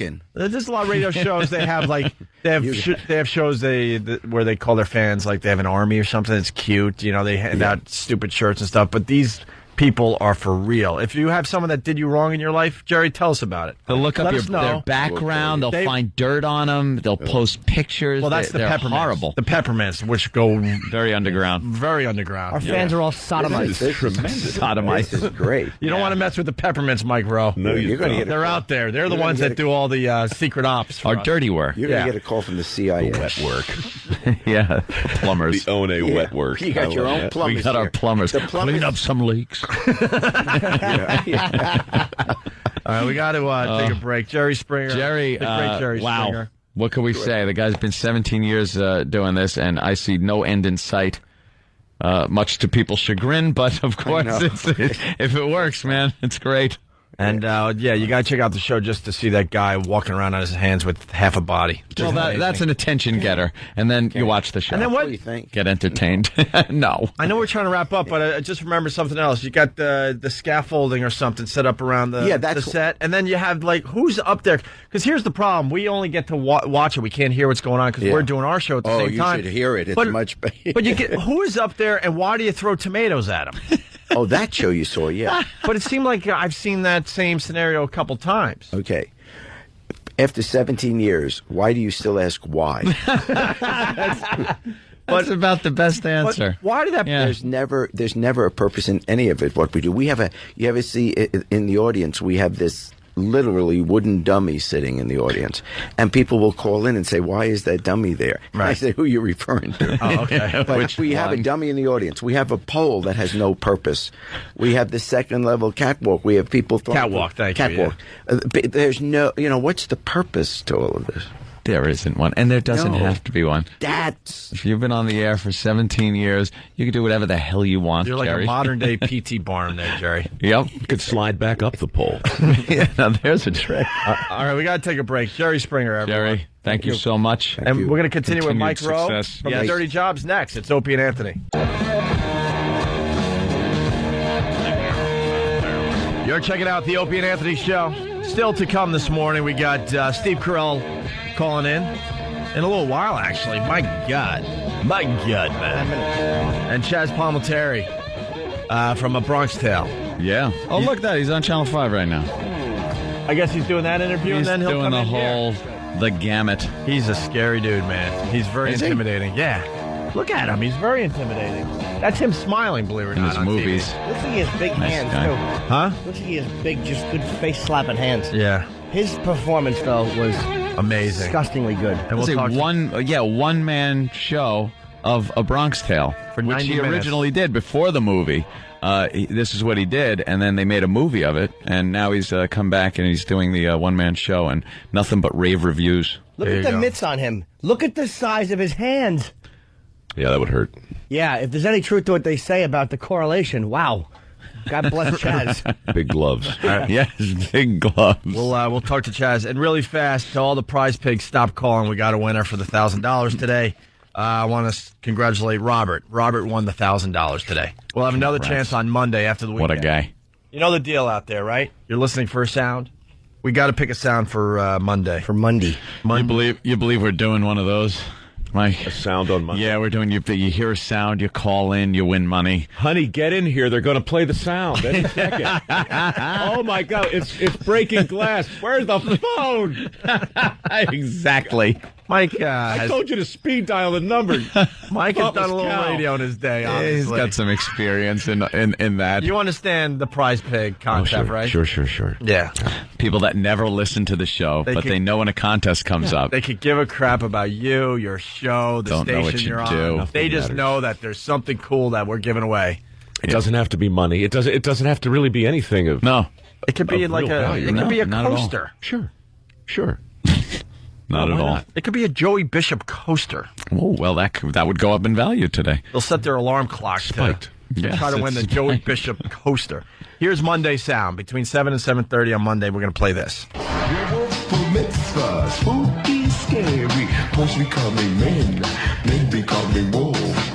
There you go. It's a little longer than usual. But that's if you okay. missed that, yeah, you're deaf. And that sound clip will be up on onaradio.com, just in case you're confused now. Yeah. And then we explain the contest. It could be the easiest radio contest ever invented. Yeah. Not invented, but it's been, What happens? You hear it and do something. You just have to call. You just got to call between 7 and 7:30 when that sound plays. Like, just because I played that, now they're calling right now. The phone ring because they think, you played it. Even though you said Monday. Right. Yes. Exactly. It's as though you didn't. And then you got people, you give out the phone number, they start calling. We're like, why are you calling now? I just want to make sure the phone number works. Just checking in. Why wouldn't it? Yeah. We've only got 48 hours before the critical time. Yeah. We're just running to make sure all the phone lines work. Phones are clear. Just we want to quiet in the room. Yeah. And then we call them out. They call, and we're like, what do you like about the show? Oh, I like everything. All right, name one thing. Oh, there's so many to choose from. I just don't know. Well, just name one. And then they'll name the one thing they heard 2 minutes prior because they just started listening because they want to win the contest. We're like, how about something that we did yesterday? Nah, radio was down. Satellite was down yesterday. Yeah. Nothing. Anyway, enough babbling. It's Mike Rowe from Dirty Jobs, of course. He's promoting the Mike Rowe Dirty Jobs collection, Volume 1. Am I? Yep. Am I doing that? No, they're on DVDs now. It's Yep. Look, we know some people come in because they want to whore out their stuff. We know you come in to say hi. I honestly... It's just a coincidence that you have a DVD out. I was about to suggest the reason I'm here is the 150th job celebration next week. I didn't even know about the DVDs, but that's great news. Do you know where they are? 150. 150, dude. And my endless gauntlet, my crucible, my march to oblivion. Anthony couldn't wait for you to come in because he was talking to me before the show going, they're going to kill this guy. I've been watching every episode of this season, the new season, and it's sort of mutating from just dirty jobs. The jobs are still dirty. The jobs you wouldn't want to do. Thank God there are people that do these jobs. But it seems that they're getting a little more dangerous for you and your unsung heroes, your crew. Yeah. Is getting some collateral damage is going on. There's been a lot of fallout. There's always been an element to the show of, be careful, don't do that. What kind of bet did you lose? Yeah. But now, it seems that the country has painted some sort of target on us, and it's well-meaning, but the idea that at the end of every show we ask people for ideas, I mean, I literally beg them to go to the site because they're programming the show now, but they have interpreted that as sort of an open season. It's like a challenge. Right. So let's throw darts at them. Yeah. Hey, this would be interesting. It's not a job, but I mean, let's just do it. Yeah. You're probably getting some dumb ideas. Breathtaking. Breathtaking. Have you thought about that body farm thing where you could be the cadaver? Have you considered, it'd have to be like the last show, but we think it would just be great in the heartland. I can only do it once. Like Daffy. He's gone into situations where, I was a little nervous when you were digging the tunnels with that big piece of machinery. The road header. Yeah. Incredible machine. You're underground, and you're digging these tunnels with this huge machine. Yeah. And what was it, for wine? Yeah, we were building a wine cave up in Napa, and, it's a very specified kind of thing, and it has a very specified machine. It looks like it looks like the machine from the Schwarzenegger movie. Total Recall. Exactly. These giant where he goes, "Screw you, Benny," and he puts the big drill through it and kills Benny. Except it's a lot bigger than Benny or the drill in that one. Yeah.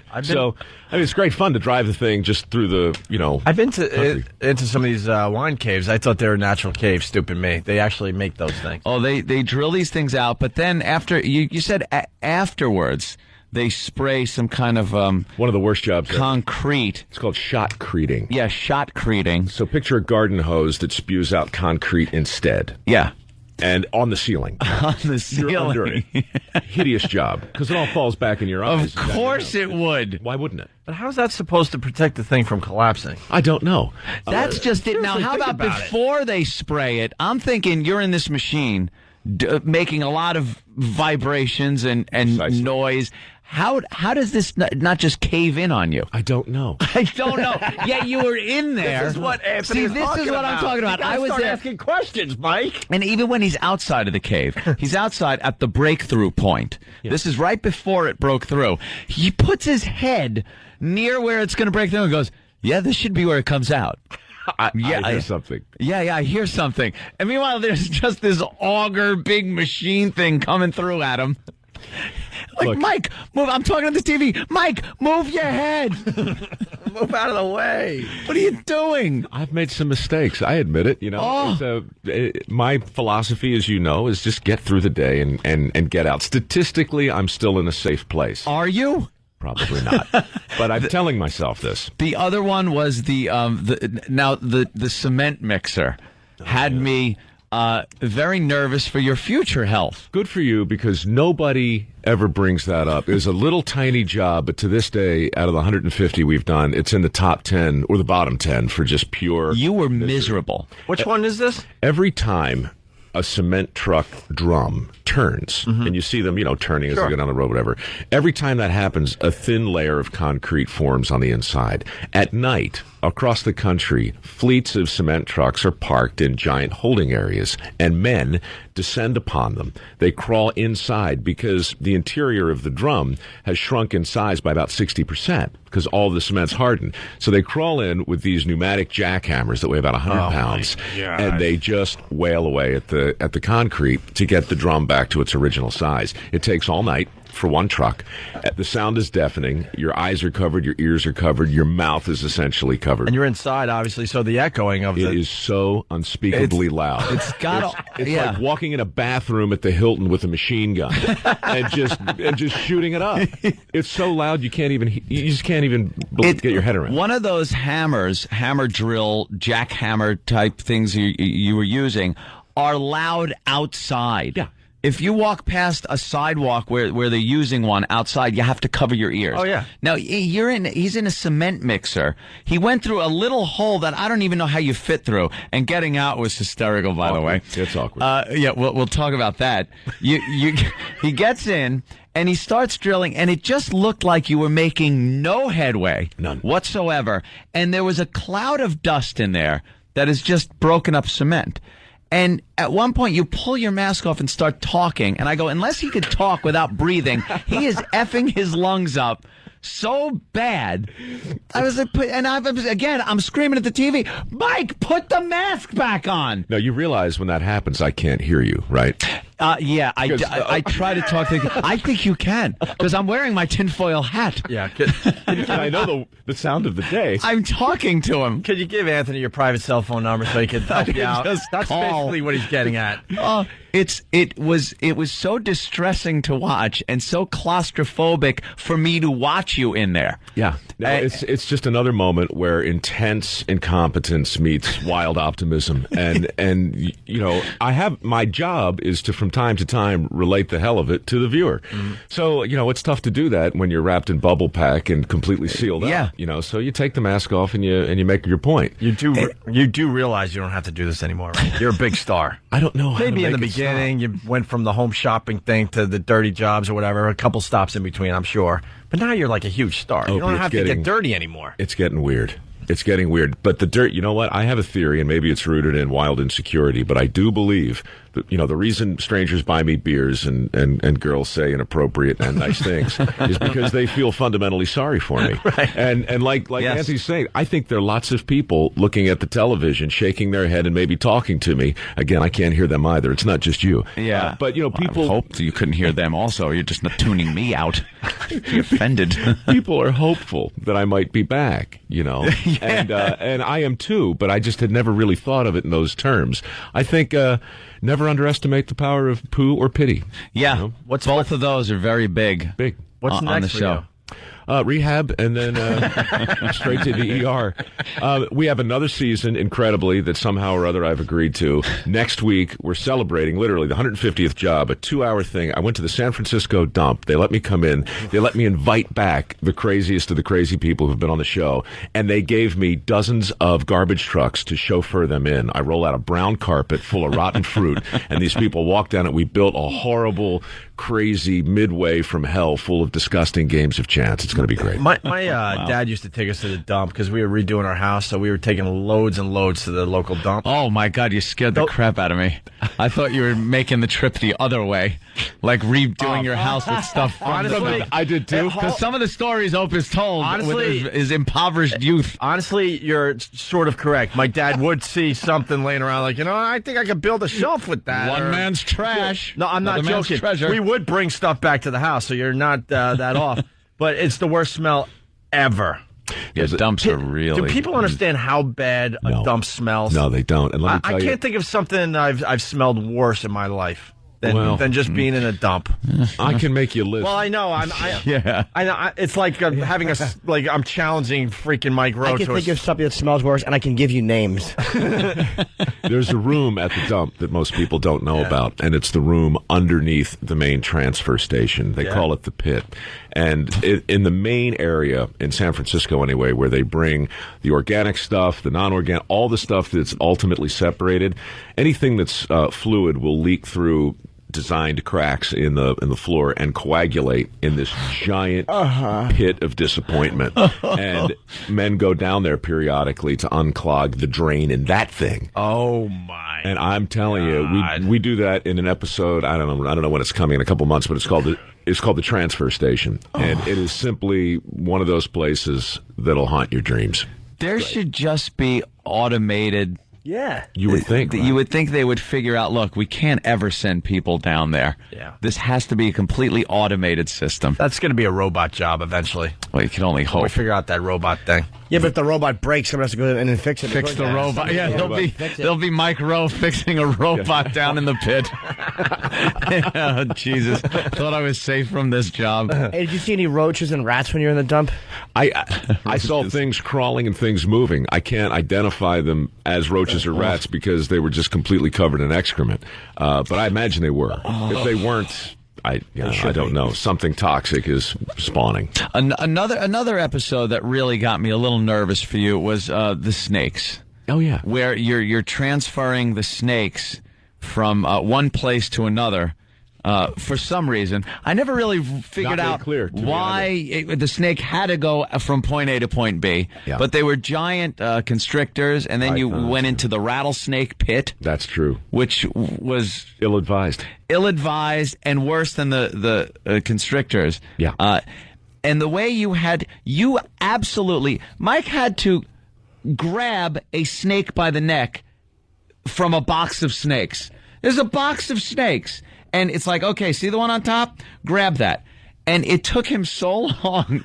They went to break, came back. Were you shaking? I was still there. Yeah, I mean, it's when your brain is very specific with you, telling you in no uncertain terms not to do a thing, but you know intuitively that it has to happen. It creates a certain level of tension. Yeah, you did not want to do that. No, I didn't want to do that. I do a lot of things I'd prefer not to do. I know the impression, too, you get with a snake is, I'm not faster than him. There's no way you're faster. And if he wants to, as I'm grabbing, that head's going to turn around and just grab me right there. And yeah, I'm not looking at my hand at this point. My face is about 3 feet from it as well. Yes, these things are within striking distance. They'll pull your larynx out easily. Easily.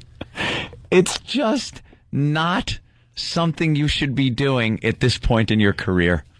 We got to jump. Well, I just want to interrupt really fast because we got Steve Carell checking in as well. Geez. Well, Mike's doing the hang, so we'll pick up where you. Oh, absolutely. Where we're at. I'm a huge fan of the show. I want to say hi to Steve Carell. Steve. Hey. Hey, it's a pleasure to have you on the Opie and Anthony show. How are you, sir? I'm well. I don't mean to leave the story hanging. No, it's okay. We got a good friend of ours, Mike Rowe from Dirty Jobs. Hey, Steve. And you know what? It's not much of a story. I was making most of it up anyhow. It had no clear ending. Yeah. So thank you. Well, I'll make up most of what I'm going to say, too. Excellent. Yeah, so he's a good friend of the show. So we'll get back to Mike in a bit. But how's it going, Steve? It's going very well. Obviously. Yeah. Wow.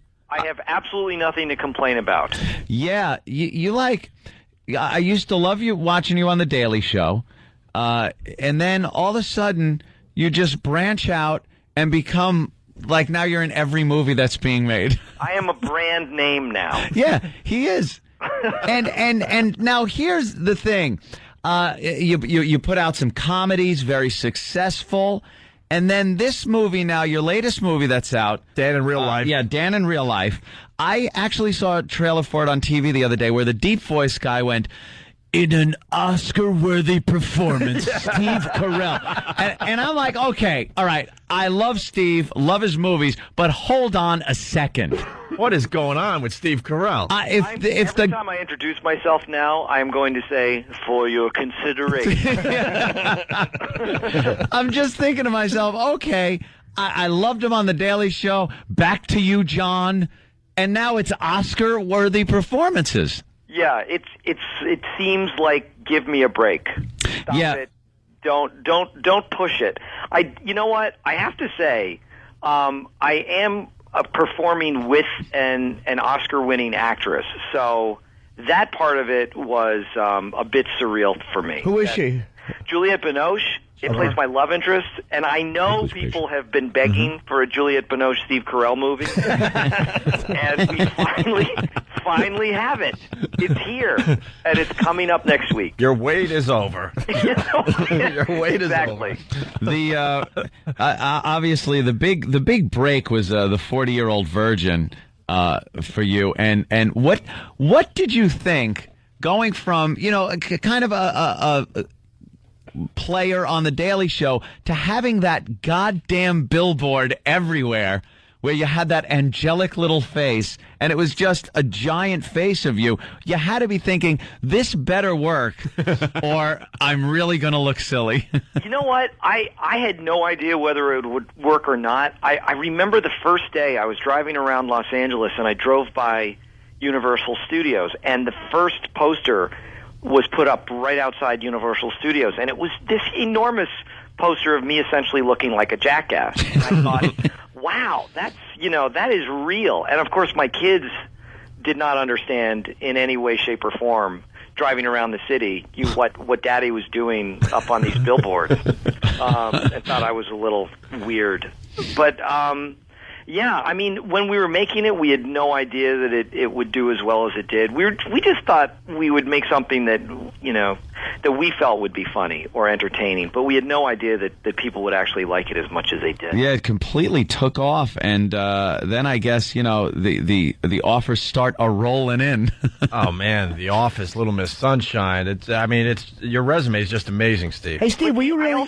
I also know that it could end as quickly as it came. So yeah, that's got to kind of scare you when it happens like that.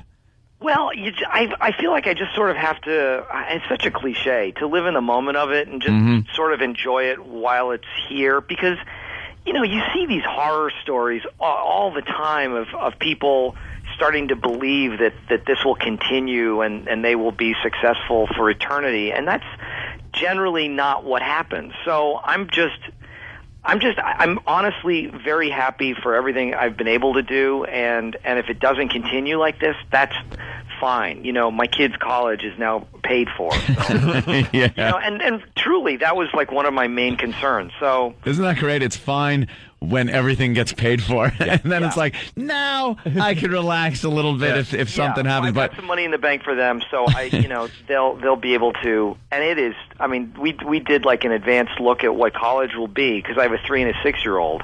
And it is a little early for college to pay for that. Literally hundreds of dollars. No, but perhaps more than that, Mike. Yeah, but and hundreds of dollars. But Steve's bringing up a good point. There's a new thing out there where you see the age of your child, and then you can fast forward, and they tell you how much college is going to cost when they turn 18. Yeah, and the numbers are just.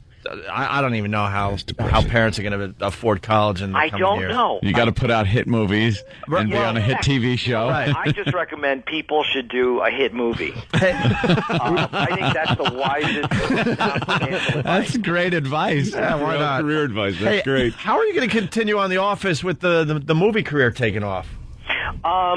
You know what? It's worked out fine so far. They've been really nice about letting me out and doing things outside of the show. So when you were first approached with The Office, were you a little leery about because Gervais did such a great job playing such a douche? Yeah. Were you a little nervous about taking that role on? I wasn't, and part of it was because of my own ignorance. Because I agreed to audition before I'd seen the original show, and then I watched some of it, and that's when I got nervous before my callback for the show, because he's so good that there was no way I'd be able to match that. And I felt the more I watched of him, the more I'd be inclined to do an impersonation of him. So. But the good thing is, like, you're an Americanized version of what a tool he is. Like, you really put across an uncomfortable performance and person. It's difficult to watch, yet you're compelled to keep watching. Yeah, and you definitely don't do an impression of him whatsoever. No, you made it your own. Yeah. Well, I appreciate. You know what? He's been really supportive of our version of it, and he's a He's a very, very good guy. Yeah. So he's been a fan of ours, and he's an executive producer, and he and his writing partner wrote one of our episodes last season.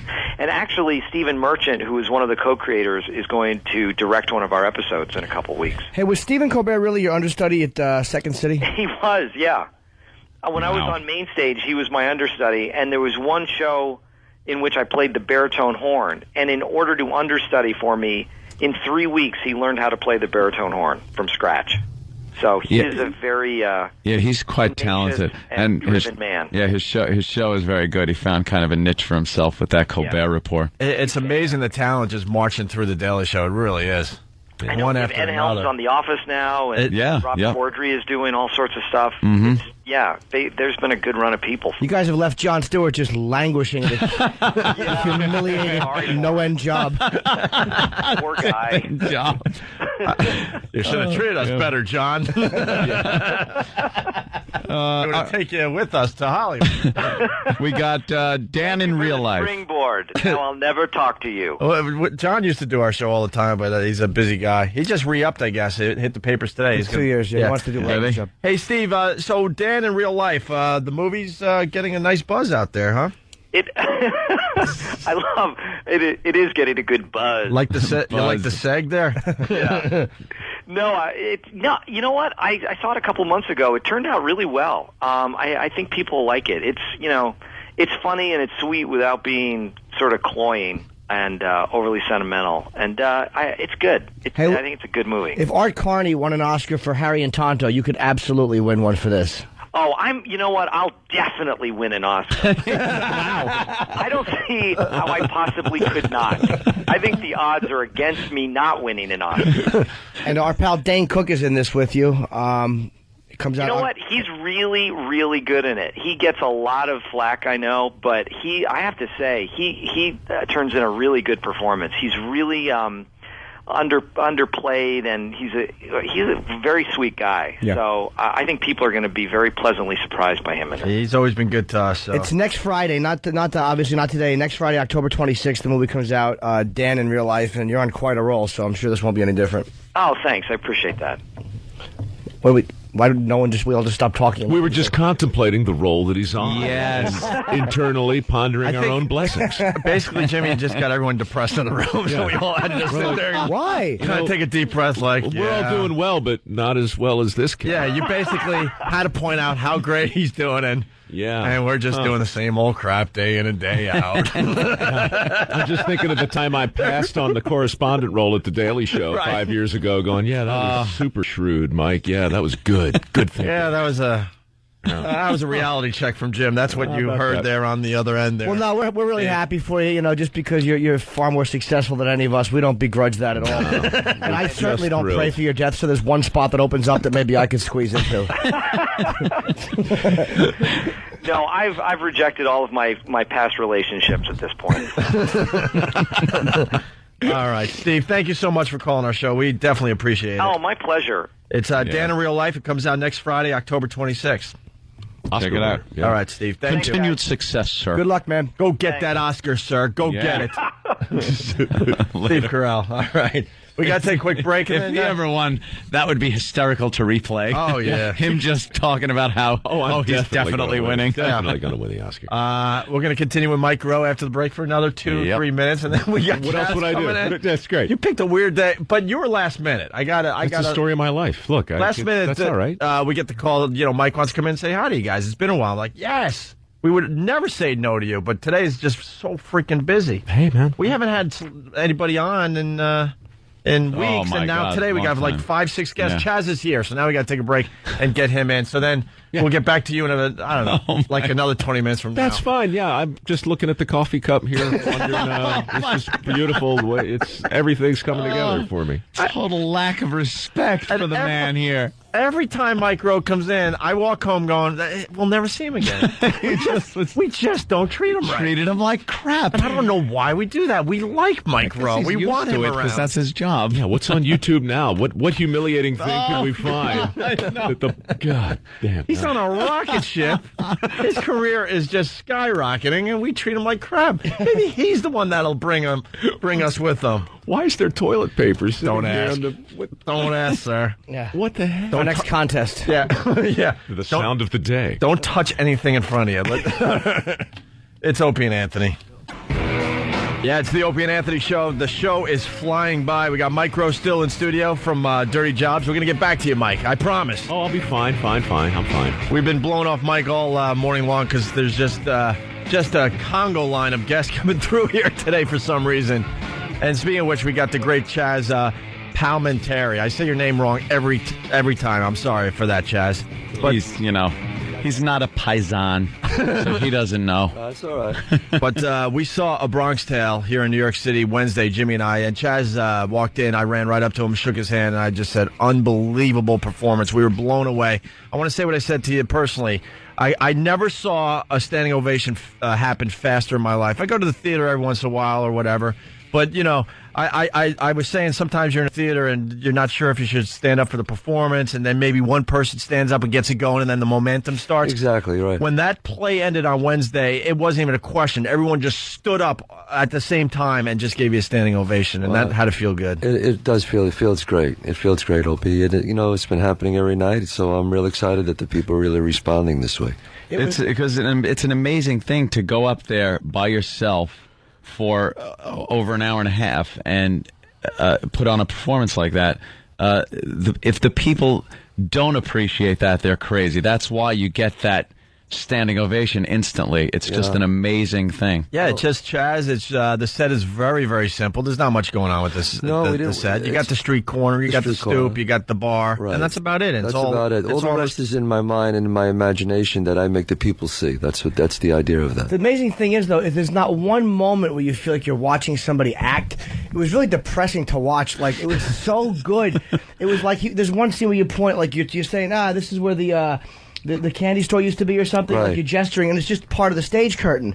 And you don't feel like somebody is gesturing to a stage curtain. You feel like a guy's just walking you through his old neighborhood. And I know if I did it, I would be like, and this is where the thing is. It would just be awful. And it was just amazing to watch a guy tell a story so seamlessly for an hour and a half. It really was. It was beautiful. Yeah, well, I appreciate that. And one other thing before you get into the actual play.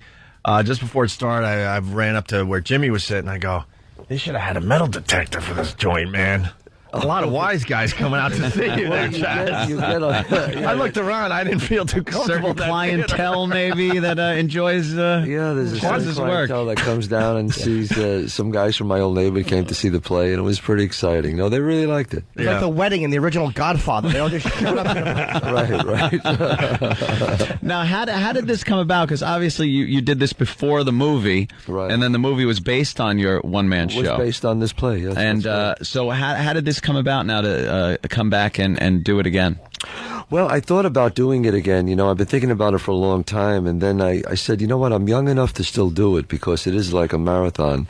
And I said, I think I should still do it, because I really wanted the message that it gave to young kids, to young people about the saddest thing in life is wasted talent. And so many people have seen the movie and said, I saw that film, it changed my life. Or a guy said, my son saw the film, I took him to see it. And, he was fooling around with drugs, but he realizes now he don't want to waste his life. So it had an impact on people, and I knew that the play even has a stronger impact when you see it in person. Mm-hmm. So I said, I still I want that message to get out there. I want to do it again, and what better place to do it on a world stage than on Broadway? And I decided to do it. And it's true that people know it's the story of Chaz and the gangster Sonny. Yes. And De Niro, I think, it was this story is that he wanted to play Sonny, and you said no. No, that's not true. No, I know a lot of people have said that, but that's a misconception. Actually, when I did the play, everybody wanted to make the movie. It became the hottest property in LA since Rocky, and every writer, director, producer wanted to do it, but they didn't want me. They wanted a star in that role. And so I said, look, I got two conditions. I play Sonny and I write the screenplay. And they said, it's not going to happen. I mean, they offered me like $250,000 and I said no. And I didn't have no money at the time. I said, I didn't care. I said, I play and I write it. And they said no. But in Hollywood, when you say no, it means, he really means he wants more money. I know what he's saying. So then about a month later, they offered me $500,000. doubled it. And again, I said, do I? And they said, no. I said, forget it. So about, I would say a few months later, I was with William Morris then. I signed with William Morris at the time. And they called me in and they offered me, I went in and I sat down and the guy put a piece of paper across the table and he said, sign that piece of paper, you have a check for $1 million tomorrow. And I looked at him, I swear to God, and I said, is there a bathroom around here? And he said, what? I said, is there a bathroom? He said, yeah, right over there. And I walked into the bathroom. I'll never forget it. I walked into the bathroom, and they were all waiting in the big conference room. And I looked in the mirror, and I had some water, put it on my face. I looked, and I went, nah.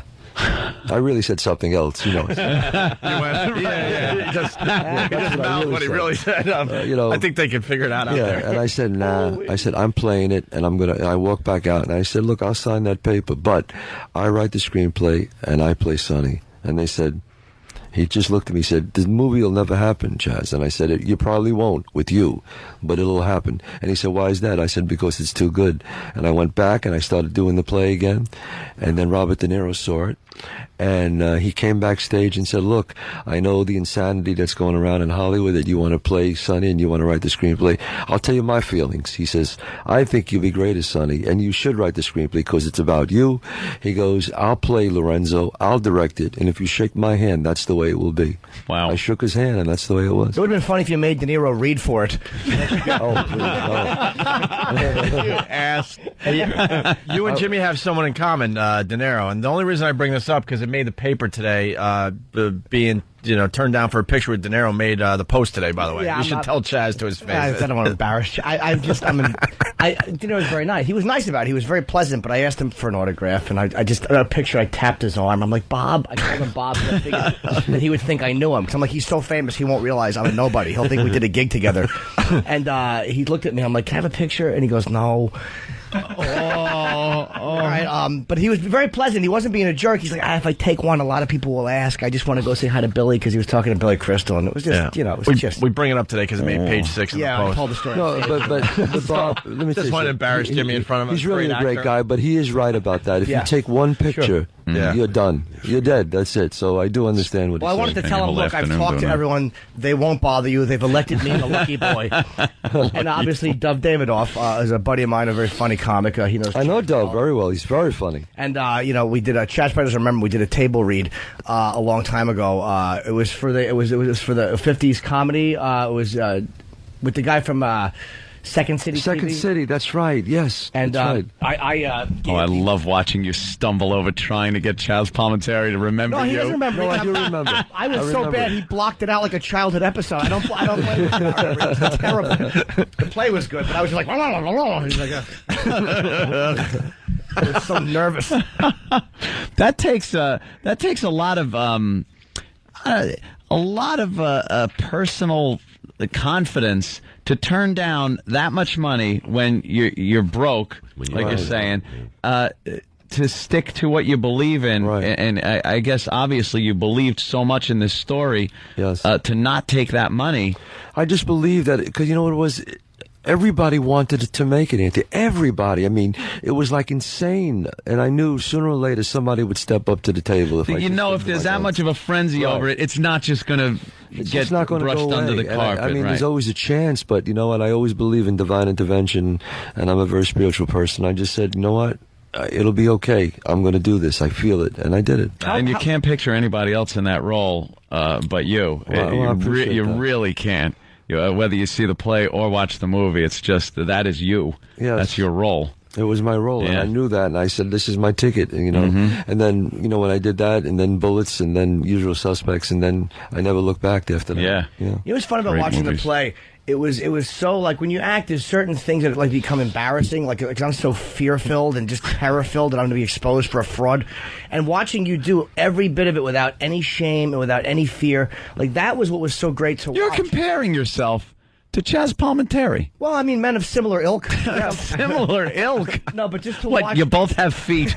No, I mean, I look at a stand-up comic and I go, oh my God, please, that's like insane. That is frightening. That's frightening. Yeah. I mean, I look at what you do, and that's, to me, I go, oh, no way, But you see, what I do is I get on stage and I hide behind characters and I just do all these characters, but that's a whole nother thing that. Well, when you were playing the 9-year-old and talking to Sonny, I'm like, how is he doing this? And it was so believable. It was there was not one cheesy moment with, like, you would play different guys, and you never felt like he's, like Opie thinks, he's not turning around and turning around making another face at you. It was just like a flawless interaction between 3-4 people, a father and a son, and it was perfect, man. We were talking about that. We've been talking about it ever since we saw it, and there's a few scenes where you're playing 5 or 7 guys. I'm like, what? And you're not confused at all as the person in the theater. You're just sitting there and you're following along very easily. I really had to. What happened was I remember rehearsing that, and I was I used to rehearse in the theater from 12 to 4 in the morning because that's the only time that was available. And I remember hours and hours of doing that, hours of just constantly, because you had to be really clear, because like you said, you have to make people know who's talking at what time. So I would just constantly, and I couldn't get it, and I kept trying. Then finally, I found the rhythm, and I got it, and I just rehearsed and rehearsed and rehearsed. I mean, this is not, I always tell people, kids come and the actors come and they say, how did you write that? And I go, wait a minute, look, don't think I just sat down and wrote this. I wrote a 10-minute piece, and then I performed it for my workshop. I did a workshop, and then I wrote more, and out of that 10 minutes, I took 6. Out of another 20 minutes I wrote, I took 3, and I kept shaping it till finally, after almost a year, I had 95 minutes of this show and a year of rehearsing it constant every day, 6 days, hours a week, and said, okay, now I'm going to try to explode with this thing. So it was a lot of hard work involved here. And in the movie, most people have seen the film and now we've seen the play. It's about, part of it is where you meet a black girl and you guys like each other, and it's a very weird time to be doing that. And I had to ask, whatever happened with her? I mean, that was like a big question I had after the film. A lot of people have always said that to me, Jimmy, but no, we just, we were together for a few months, and then 16, 17, and then it just kind of, when you're that age, you don't break up, it just goes away. You move on to the next one. Yeah, you just move on to the next one. The next conquest. After putting so much work into the play before the movie, right? Because you're saying, it's 6 minutes here, and then you take 10 minutes into. Were you happy with the way the movie came out, with the direction and the God, yes, the casting and everything? I always said that I was blessed to get Robert De Niro to do this, because he was the perfect director. Because he said to me, I'll never forget it, he says, you can do this with a lot of people, Chaz. He goes, but if you make it with me, I'll make it right. And you know what? He made it right, and I wouldn't change a frame. Yeah. He did a tremendous job. That's got to be great too, because with all the passion you have for it, if the movie would have come out and you wouldn't have been happy with it, I was in such great hands with him. He was, he was a director, and he's such an artist. He's like the greatest actor in my generation that I've ever seen, and a great artist. I mean, director too. He's just an incredible artist. Did it take a lot of work to do this again now after so many years of not doing the play? Did you fall right back into it? I thought it would be scary, but it kind of fell right back. I mean, I rehearsed it for so many years before I did it. I kind of just started to come back. I mean, I needed a few weeks to get my chops back together. Sure. But once that happened, it's flowing really great now. Do you mix it up from night to night? Or is it all memorized? It's all memorized, obviously, but there's times when I go in, and sometimes when I know certain wise guys around the audience that came to see it, I'll say their names. I'll say, and all the big wise guys from all over the neighborhood were there, Joey G, and if I know they're out there, I go, Bobby B, and they'll go, oh, man. He put me in the play, man. He put me in there. Meanwhile, every night I'm saying different guys. You would think they would stand up and go, shh.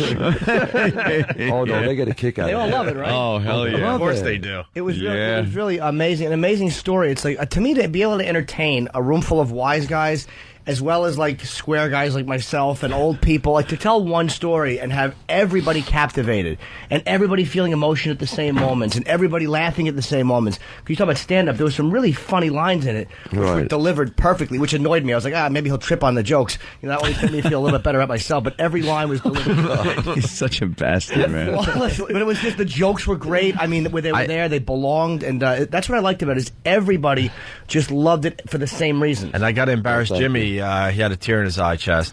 Well, it was just watching. He really did. So good at acting. Just to watch someone so good at it, it was just, it was like just really amazing to go and see. Well, I think with the pieces, what people are responding to is it's really. I mean, the play is much funnier than the movie. It's very funny, but it's also it's got a lot of heart, and you really feel it at the end. I'm not going to give away the way the play is done, because even though it tells the same story as the movie, there's a couple of things that you don't see coming in the play. But there's just one part that let's just say that the noise drops out of. Right. And it gets quiet, and it was beautiful. Oh, well, thanks a lot. I appreciate it. Did you have any differences? Did you feel you had to change something from before the movie till after the movie, now that you're doing it because of the movie? Did you feel you had to change a few things? That's a very good question. Jerry Sachs is directing it. Jerry Sachs has been nominated for eight Tonys, won 4 of them. A brilliant director, and I was in such great hands with him in the play, and I have to bring him up because he really knows funny, and what he did and that's why this version of the play is actually better than the original version, because he really was very seamless in his direction and having me really make changes and saying, okay, you could slow down here. We don't have to go so fast. Trust it, Chaz. And his direction with the lights, and Paul Gallo on the lights, and John Gramado on the sound and music. He put a great team together, and he knows funny. Certain directors know funny. You know how that is, Jim. Either you know funny or you don't know funny. This guy knows funny. And he would say, take a little more pause there. It's funnier. And I would take a pause there, and sure enough, boom. Hit the people laughing. I go, look at that. He would say, that's funnier, Chaz. You don't have to rush that. And I would hold it back, and yeah, it was funnier, So, it's a teamwork. I'm in great hands with people like that. It had a lot of callbacks in it too. I noticed, like the Joe callbacks, which was just just explaining guys from the neighborhood, or the guy Sonny constantly telling people to throw this guy in the bathroom, and it just was a great callback throughout the entire play. And and it got a laugh every time. Mush. Well, you know how it is. If it keeps getting a laugh, call it back. Call it back. I do, believe me. And I'll do like 8 more until it finally, once the laugh dies, I just keep going. Now. Send a message. Are you in your personal life and throughout your career? How different are you from the character you portray? You're very intimidating, sort of a heavy on screen and on stage. Is that you? Is it a part of you? Well, it's a part of me. It's a part of me. I mean, I grew up with these guys. I mean, and I always say Bronx Tale is not a documentary about my life, but there are a lot. I saw this killing when I was a 9-year-old boy, and my father was a bus driver. I had a relationship with a black girl, and some of my friends died, and I used to throw the dice for the wise guys in the hole. They used to call it the hole, this place. And, in the Shade Joey was a bar that we hung out in. So a lot of these stories all happened, and I just kind of weave them together into this one story. But I grew up with wise guys. I mean, a great story is when I was understudying a role on Broadway in 1982, and finally the wise guys they heard I was on Broadway, so they came over to me and they said, "Hey Chaz, they said we heard you're on Broadway. We want to come and see you." And I said, "Well, I said you really can't." And they said, "Why?" And I said, "Well, I'm an understudy." They said, "Well, what's an understudy?" I said, "Well, if something happens to the lead guy..." Oh, no. I know. I mean, I'm not realizing I'm saying this. Right? I said, if something happens to the lead guy, then I go on. He goes, oh. and that was it, right? So about 10 minutes later, I'm at the bar, and he walks over to me, and he goes, "Hey, Chaz, come here." And I go, "Yeah, what's up?" He goes, "You want to go on?" So I said, I didn't get what he said. I said, "Excuse me?" I said, "What?" He goes, "You want to go on?" I said, "What?" He goes, "You want to go on? We'll take care of the thing." He goes, "We'll make it look like a mugging." I said, "No." I said, "Oh my God, no." He goes, "No, we'll put him in a hospital 1 week, 2 weeks." I said, "No weeks. No weeks. Don't do this." I was so scared. Oh, and then finally, but it was funny. So that night when I as an understudy, you watch the show from the back, and I'm watching the show, and I'm looking at this lead guy who had the lead part, and he was a real a-hole, if you know what I mean. Sure. I'm looking at him, I said, "You don't know how close you came." You don't My know. life was in your hands, or the other way around. It was in my hands. Well, they don't get it, these guys. We definitely have to take a break here. Basically, what we're trying to tell everybody is A Bronx Tale is great on Broadway. Oh, thanks. I'd never seen a one-man show before. I mean, I've seen a couple of plays, and just it was so much better than I ever would have thought a one-man show could be. It was so good, man. And we want to get some of the younger people in there. Yeah. I felt really young in that theater on Wednesday. Oh. And I really think the younger people should try to make plans and see this play on Broadway. Because a lot of people think they're going to relate to it just because it's like from people who grew up in that era. Like, you know what I mean? From the 60s and A stuff. lot of people see it from all over the world, different countries, and they love it. So it's got universal themes. That's what's important. My girlfriend loved it, and she's a toxic who loves nothing new. I mean, nothing old school. She likes all like new stuff, and she loved it. And she's like, "What can you tell me about the story before we start?" I'm like, "Just watch it, and if there's anything you need me to explain." And she loved this. So it was great! Hey, you know what else? Thanks for not taking the money, because listening to you tell that story, I mean, really, people aren't just clapping for your performance. You took risk, and you know, in your line of work, in your business, everybody's faced with that kind of call every day, and you took the risk. The big decision, the crossroad, you know. Right. Well, it was one of those times, you know. I just said, well, it's either now. That's why I went into the bathroom. I had to be alone for a while, and I said, nope. You know, and my father wrote on this card, "The saddest thing in life is wasted talent," when I was 9 years old, and he put it in my room. And I had that card with me in the bathroom, and I just looked at it. Wow. I kept it all these years, and I looked at it, and I just put it back in my pocket, and I said, nah, not doing it. I went out, and I said, I play it, and they said no, and I walked out. That was kept all those years for that moment. I still have it. I gave it to my son now. We really got to take fantastic. We got to take a break. Got to get the big plug. All right, in here. yeah, absolutely. It's the Walter Kerr Theater here in New York City, 48th Street between Broadway and 8th. Tickets 212-239-6900. You're going to be doing this until February? February 10th. I'm hearing February 10th. It's a limited run till February 10th. Very good. Okay. It's Chaz, everyone. Chaz Palminteri, thank you. Thank you, guys. Thank you so much. Thank you. All right, we'll be back with Mike Rowe from Dirty John. I got a bathroom story for you. All right, good. It's Opie and Anthony. You're checking out the Opie and Anthony Show. Mike Rowe in studio from Dirty Jobs. He's got his Dirty Jobs with Mike Rowe Collection Volume 1. I believe it's out starting today. And his 150th job. Yeah, that's on coming TV. up. Yeah, next week. Next week, okay. Yeah, next week. And Mike had a very good observation. He thought we did a very good job with Chaz, but he just thinks it's kind of strange just sitting here and watching everything happen.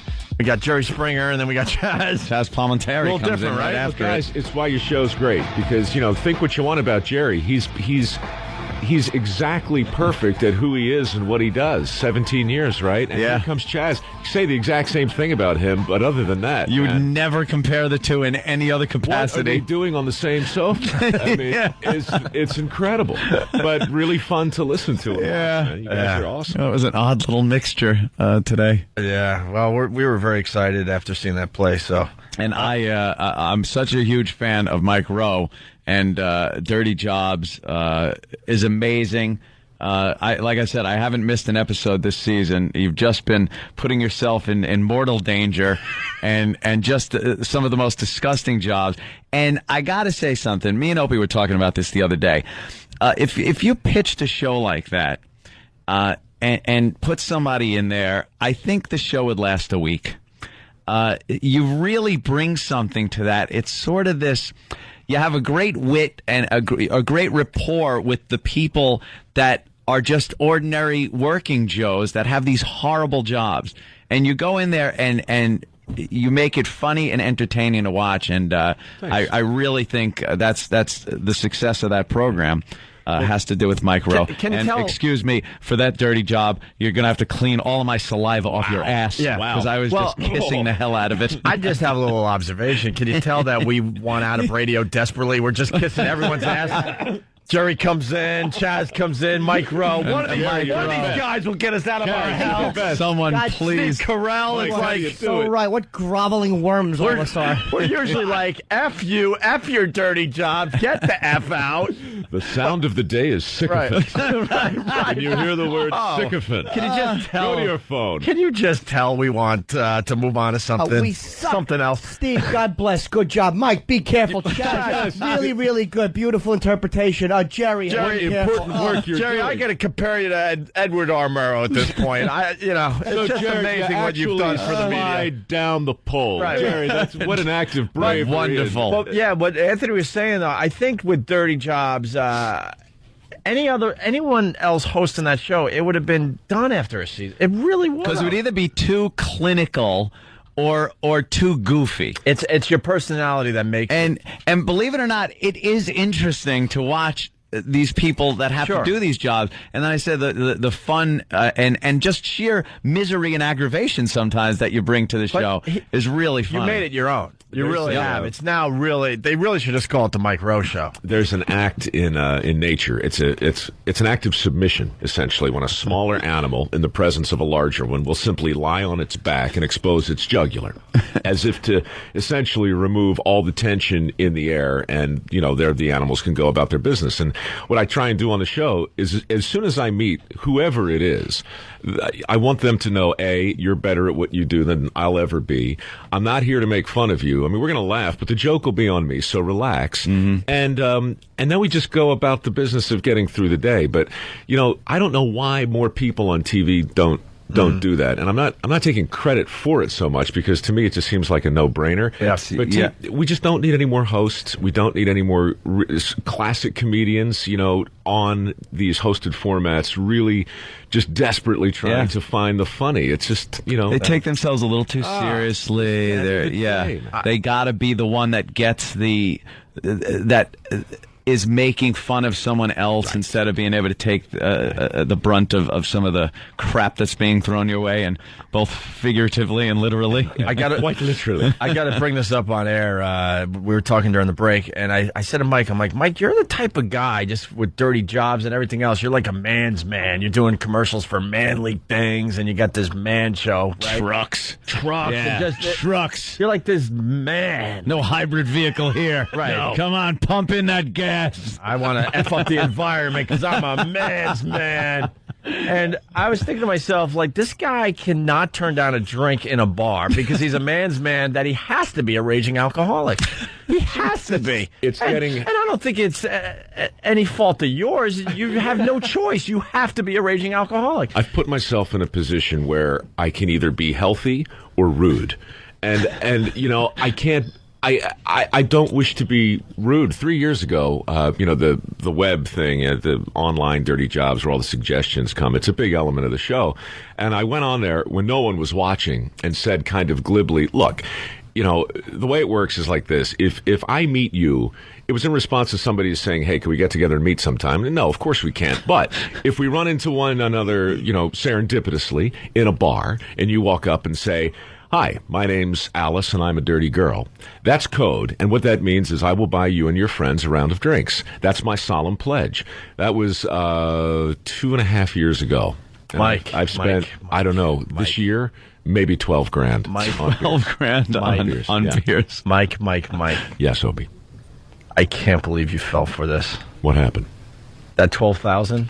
It all went to you. No, that's pennies now. Oh. You just admitted that you will buy drinks. Oh, dear. Oh, now it's going to be, on a nationally syndicated radio show. Ouch. Wait a minute. You guys are national? You guys are national? Yeah, that might be a problem I just led you to the slaughter, and you have no idea. You thought it'd be a nice, cute little story to tell everybody? Half the people listening had no idea that this was going on. You are so... Is it tax deductible? I know, you're huge in Buffalo, but I had no idea. You are trying to stay out of Buffalo. Stay out of Buffalo. You are so screwed now. That $12,000, you wish it was only $12,000 at this point. I'm like, he's not going to fall for this. You know what? I thought you would have left that out of the story. If somebody at Budweiser's listening, maybe they can call. Yeah. We can find a way to subsidize this nightmare. A little sponsorship. We love Bud Light on this show. Maybe they could get you like a little outfit that you walk around bars in. I don't need any money. I just want to break even. Right. I'm just trying to get back to zero. I got to bring up one more episode that I watched this season that just, again, brings the danger aspect in. And you say, you do these jobs and the people that you're doing them with know a lot more than you do about it and stuff. Sure. There was one instance where I don't think that was totally true. It doesn't always work. The exterminator. Sure. When you were working with the exterminator, there was heavy termite damage on this structure, and it was a church. It was a church, yeah. Heavy termite damage, and they went about the job of getting rid of these termites, having to inject in this insecticide, and poor Mike. He's using this gun with a rod on it, and it's got holes at the end to inject in this insecticide. And no matter how he positions it, it squirts poison into his mouth. It doesn't matter where you point it. It didn't matter which way you were going. Either your mouth or your crotch got poisoned, too, at one point. Sometimes simultaneously. At the same time. And your cameraman got poisoned. Took it right in the eye. Abumectin in the eye and pyrethrin in the mouth. It was a bad day, and we all have bad days. And Bill Bretherton is the exterminator you're talking about. He's a wonderful guy. He's a little unorthodox. Yeah. Half a bubble off plum, as my grandfather seemed a little used to say. eccentric. Yeah, he wears black, and so does his wife and his whole family, and they've waged a holy war on vexations. But Bill, through the goodness of his heart, went to a church on that day that had just been chewed from the inside out by termites. And he went to kill all the vermin. But while he was there, he realized that the entire structure was just on rotten timber. So we're crawling around under this church. Any moment the thing's going to fall on us, so we're going to die under a church, which is just rich with irony. But the job went from killing the termites to a carpentry challenge, save the church. And not one of us there knows anything about carpentry. And if you ever try to hammer a nail into a termite-ridden timber, well, it's just funny, So basically, Bill put himself out there, and we wound up putting a segment on the air that was more about men who can't fix things than men who can kill. Yeah, I noticed a big piece of timber, and it didn't quite fit, and it was just a cluster F, and you got to see it. Very funny. I got to jump in because, Mike, it's time for football picks. We finally got into talking to Mike Rowe from Dirty Jobs. Now it's time for football picks, Mike. Jeez, great. We got sound clips that people have to listen for. We're giving away cash prizes. Well, now we have to do football picks. Filleting everyone. Sponsored by Dish Network. It's time to get more TV from your TV. Sign up for Dish Network today. Actually, the football picks, people are enjoying these. They certainly are, especially yours, Ope. I'm not picking this week. What? Nope. The sports curse is going to have to wait a week. People have money that they want to make betting against you. Nope. You could explain it. I have a really strange sports curse. It's a sports curse that started is out as second to none. Kind of something that we kind of joked about on the show years ago, like, you got a sports curse, but I really do now. It's creepy. Last week, I picked 7 football games, a baseball game, and a hockey game. Anybody? Went 2 for 9, and the 2 games were throwaways where I just said, I didn't care about the two games I actually won. I had no vested interest in those teams. He's a Jets fan. Yeah. And the Jets were playing the Eagles last week. And when I heard him go, I take the Jets, I went on the air and said, look, Eagles. If you have college money for your kids, the money you're using to eat with, rent, mortgage, car payments, whatever, tally it all up and bet everything on the Eagles because it has just been guaranteed a win. It's gotten to this point, Mike. Seriously. And they won, covered the spread and everything. I hope I made a lot of people money letting them know that Opie's sports curse and is it wasn't just talking about this. He threw $1,000. I put $1,000 on it. I had to. Yes. It was the easiest money. Valuable. It's the anti-skill. My teams haven't won. I can't tell you the last time. I guess the Mets, 1986. But I was rooting for the Mets. They had that complete disaster at the end of the year. Then I said, you know what? My girl there is from Philly. I'm going to go with the Phillies. I like the Phillies. They got knocked out like nothing. He has to honestly want the team to win, though, because people call up and go, root for this team so the other team wins. It's like, no, it doesn't work that way. He really has to honestly want the team to win. And Mike from Friday Morning Quarterback, he wants to bring in somebody to do like a seance or something or whatever. You think it's or try to thank you. Exercise the spirit from you. And I'm convinced. I did radio in Buffalo. I was up there for 3 out of the 4 Super Bowl losses. Yeah. So I think it goes all the way back to that. But here we go. My brother's doing the picks for Dish Network this week. And, he wrote some fine stuff for us today. He writes, got to pick the Bengals over the Jets. All they do is score 100 TDs, and Pennington can't even score on his wife. Bump. And then he writes... Throwing a little humor in, is he? And then he writes... A little. Well, a little, yes. And then he writes, he needs arm Viagra. Yeah. Right. Buffalo Bills over the Baltimore Ravens. Buff is in serious need of a win after that disgusting loss to the Cowboys. They're revved up, although I now truly think the city of Buffalo is cursed. So he's taking the Bills this week. And with the great ratings we had, thank God my brother's doing Bills this week. A lot of attention in Buffalo. Lions over the Buccaneers. The Lions will get back on track through the air. Like how he's talking like a sportscaster. Oh, no kidding. And boom goes the dynamite. Yeah, Tennessee Titans over the Houston Texans. The Texans, dumbest name in the history of sports franchises, are a mess. So that's why he's taking the Titans. He goes with the Chiefs over the Raiders. Tough one, but LJ and Gonzo are very hot and on a roll. Their D is pretty good these days, too. God, he sounds really informed. I don't know why half these picks are awful. Garbage. He hasn't had a good year either. No. Eagles over the Bears. The Birds should soar in this one. Westbrook is unstoppable, and the Bears usually rely on their D, which hasn't been doing much at all. Steelers over the Broncos. Blah, blah, blah. And I guess that's it. So there's your football. All right. Picks.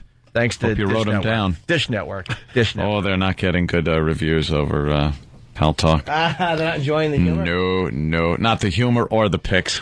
No, really? Yeah. Well, that's my brother's picks. I have nothing to do with it this week. And by the way, see a lot of people on the line. Dan from Long Island. I made $6,000 because of Opie last week. Micro, always a pleasure. We can't do the XM thing today because we're off to do... we're doing a Pat Cooper roast. We're not really... We get to sit there. We sit there. Sit on the DS. And look silly. Fun of it. It'll be good. Yeah, we get to look silly. Jimmy's going to be roasting Pat Cooper, one of the many comedians doing that today. Excellent. So we're all heading over there to do that. So have a ball, man. I have a good opening line, too. I'm going to go, hey, Pat, nice haircut.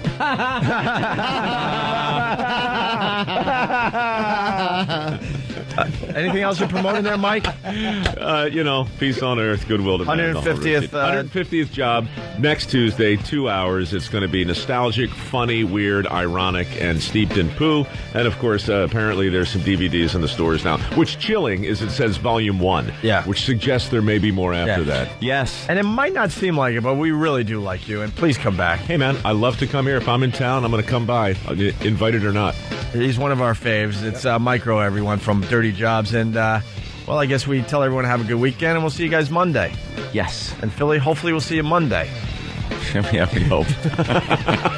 Both of you. Who's up for a visit to Philly, hint, hint? Oh, I am. There we go. We'll leave you with that. It's Opie and Anthony.